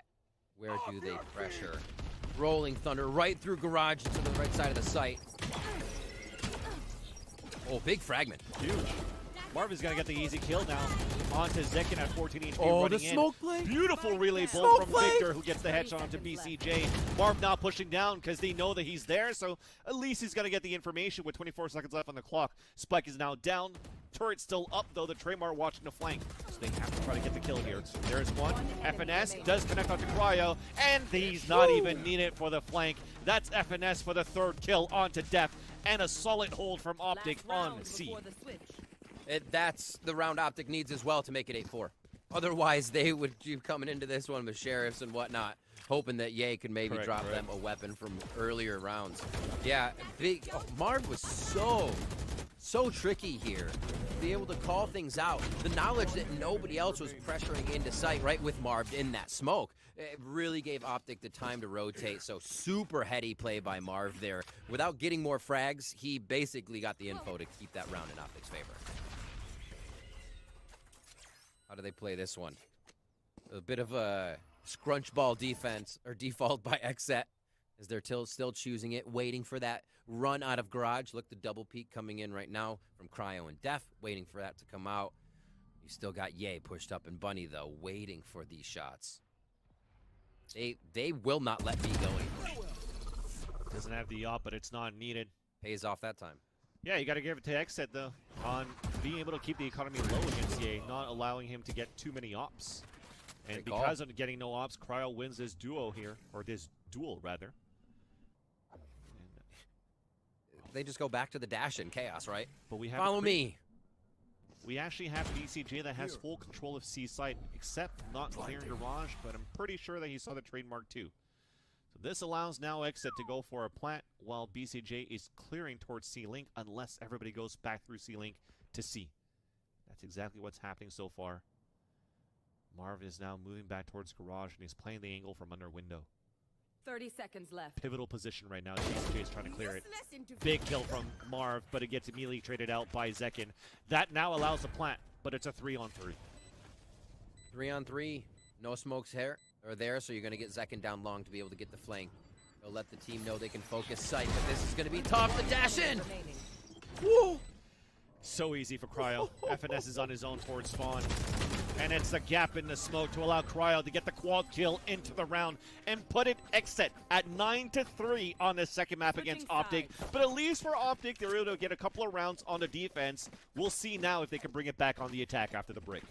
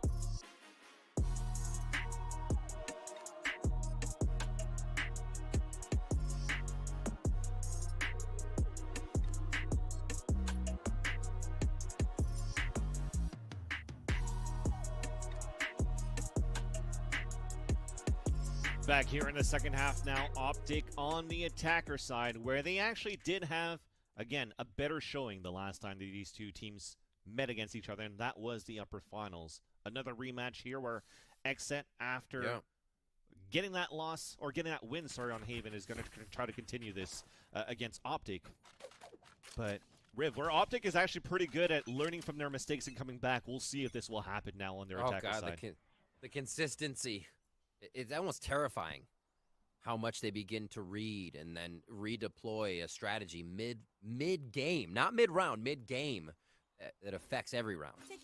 Here, a good push coming out of Xset to start off, and they find Marv right away. Smokes are down for Optic here to start. That's absolutely huge, but they have already taken B. And a slide coming in from Victor the Frenzy, and a little bit too late for the rest of Xset to move back up to trade the kill onto Def. So smokes are down, but at least they get a plant now onto B. Trailblazer is going to spot Victor, who does have support from me as well. Two players are low there inside Garage. Cryo, though, opening up towards the A-Link. Crashes has to come up huge towards the back Kong. Nice little lurk kill so we can get that frag onto Cryo. Zekin through the smoke, and we get the full defuse in. That's Xset with pistol. And smokes. I'm just kidding. No, Xset's pistol. The Xset have won both pistols. That's the first time one of these teams in a head-to-head have won both pistols on a map. So get out the trophies, pop a little bubbly. A bit of history being made there by Xset in this head-to-head versus Optic. And that does that seal the deal? I mean, they got 5 rounds on defense last time they played this in the upper final. So by those numbers, if they got 5, they'd be more than winning. So that pistol round's really going to help them. Helps for the economy of Xset, but Optic in another one of those situations. We got a plant. We're going to force buy. That's second on the top. Traded it back by Marv. Nice little flash coming out and gets a blind kill out of that. That's BCJ courtesy onto Crashies. Aftershock to slow down the pace as Optic are trying to crunch in from long. Flash now allowing BCJ to peek out. Oh, the timing. We've actually made it inside the smoke here for FNS. We're clearing the site. They think that it's open now for Xset, so we're moving in for a plant. They are very wary of what's going on in the site. A few extra checks never hurt. Measure twice, cut once. And a slow push in here from Optic. We'll kind of see themselves look to get a lot of the exits here. I should say entrances. Knife for info, though. That spot's 2. We still have another one in heaven, and that's a Sky from BCJ. 2 flashes available from the top and from the bottom. It's going to be hard to hold now for Optic. That's Marv now trying to hold with Ye, and it's just not going to work out, unfortunately, as the other falls as well. No trade coming out from the Optic. That was big. And Xset, we saw them play this the way on Fracture, right? Safe in the first few rounds. Yeah, Optic's going to fly through, maybe get some plants, and then Xset on the retake. Here, you have guns. Why not play that safe? You're not worried about Xset getting the extra 1,500 across the team from plant. Optic timeout here. Things are getting real tight for them. 21 frags from Zekin. 21 and 5. He has really just been put in the forefront of this attacking lineup to be able to do that. They continue to promote him with their utility as he pushes forward. And we've seen his rushes through B as well on solo excursions. But yeah, Xset have really been able to, I think, identify how they want to use their compositions and then maximize that. We've always known them to stick to their guns with initiator comps or what they want to use, but it seems like they've really refined it to give teams something extra, where it's not just a default play or a wait out in the round. But this random B strategy every round, not say random, I shouldn't say it's random, but this B strategy every round that has variations, right? That Optic wasn't even expecting, but Xset continue to run because they've identified that. You know, it's definitely a different team in a lot of senses for Xset. Now a very important timeout for both Optic and Xset, because if this somehow becomes a comeback, then I have a feeling we'll probably see a 3-0 here from Optic, because Xset will be demoralized.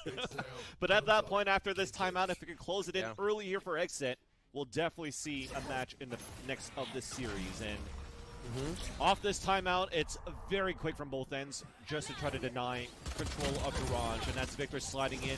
A nice flash to allow him to get a kill onto BCJ.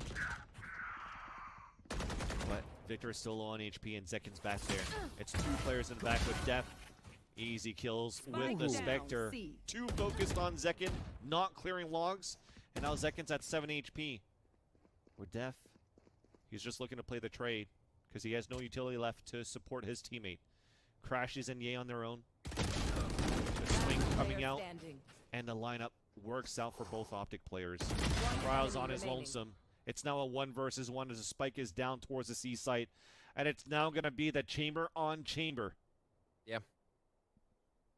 We saw Bulldogs in the hands of some of the members of Optic. Oh, but the peek coming out, and Cryo gets the kill, and that's going to be Exit at map point. Map point as well as just stealing all of Optic's lunch money here. No real buys are going to be coming through on this. No armor there for Marv. That's going to be a tough one for them. And Exet has done a great job of making that the case. Absolutely incredible strength coming off of Fracture, and they show it in Haven. One of their strong maps that we've seen in the upper finals. Like we said, they took Optic. They'll do it again here in the grand finals in one more round, an even better fashion. Holy moly. Oh yeah, we are not stopping. The force buy, of course, here coming in for Optic. Fast lanes and a slide coming out. And look how passive it's being played by Exit. Wait for that utility to draw out and then replay the retake. Now towards the spawn. Def was jump peeking just in case they were getting pushed forward, and they're not. So now Cryos the one pushing forward. Gets that first kill onto Ye. Full time situation. Nice stun, but Vicker still gets the frag. Beautiful flash once again. But it's a 3 versus 3. Fragment available for FNS just to run that clock down. Flash will not going to do anything here for Exet, as now we finally tap the spike.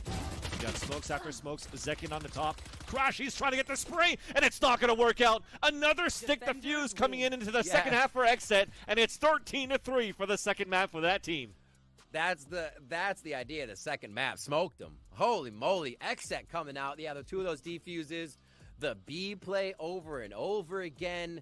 Exet had a plan coming into Haven today, and they showed even stronger than their last game against Optic in the upper finals. So just showing that they can continuously punch through a ceiling when met with it, and that Optic, they're up to now 1-1. We're in a best of 3 now. It's crazy too, because the game plan was also to work a lot on the attacker side on B, but still do very well on defense with the sticks that they had on the second half. And with that, we're tied up 1-1. We have a game on our hands, a series on our hands, and we'll see what happens after the break.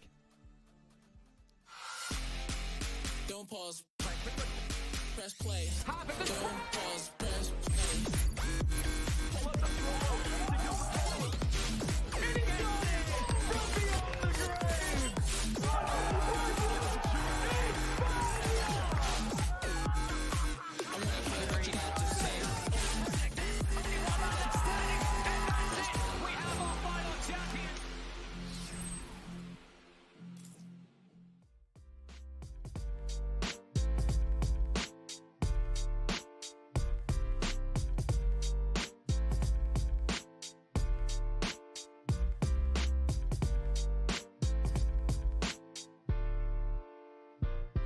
To the top. Started from the bottom, hard times, yeah, I got 'em, but I made it to the top. I made it to the top. Started from the bottom, hard times, yeah, I got 'em, but I made it to the top. Yeah, I made it to the top.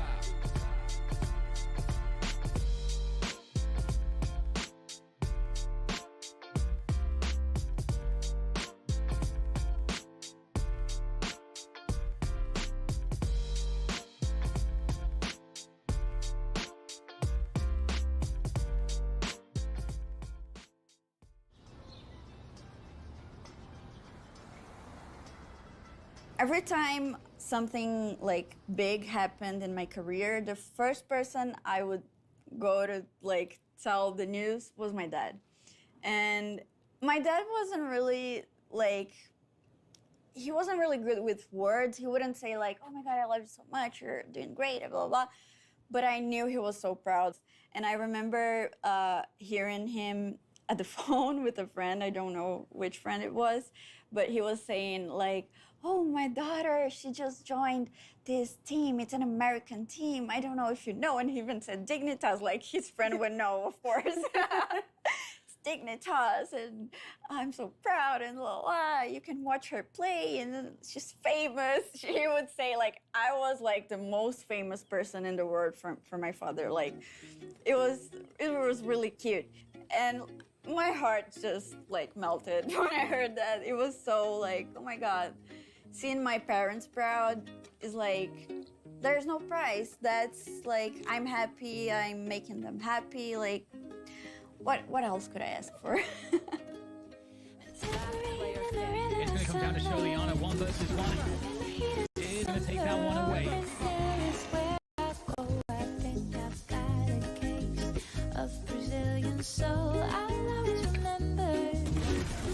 Line up for Sholiana, 3K.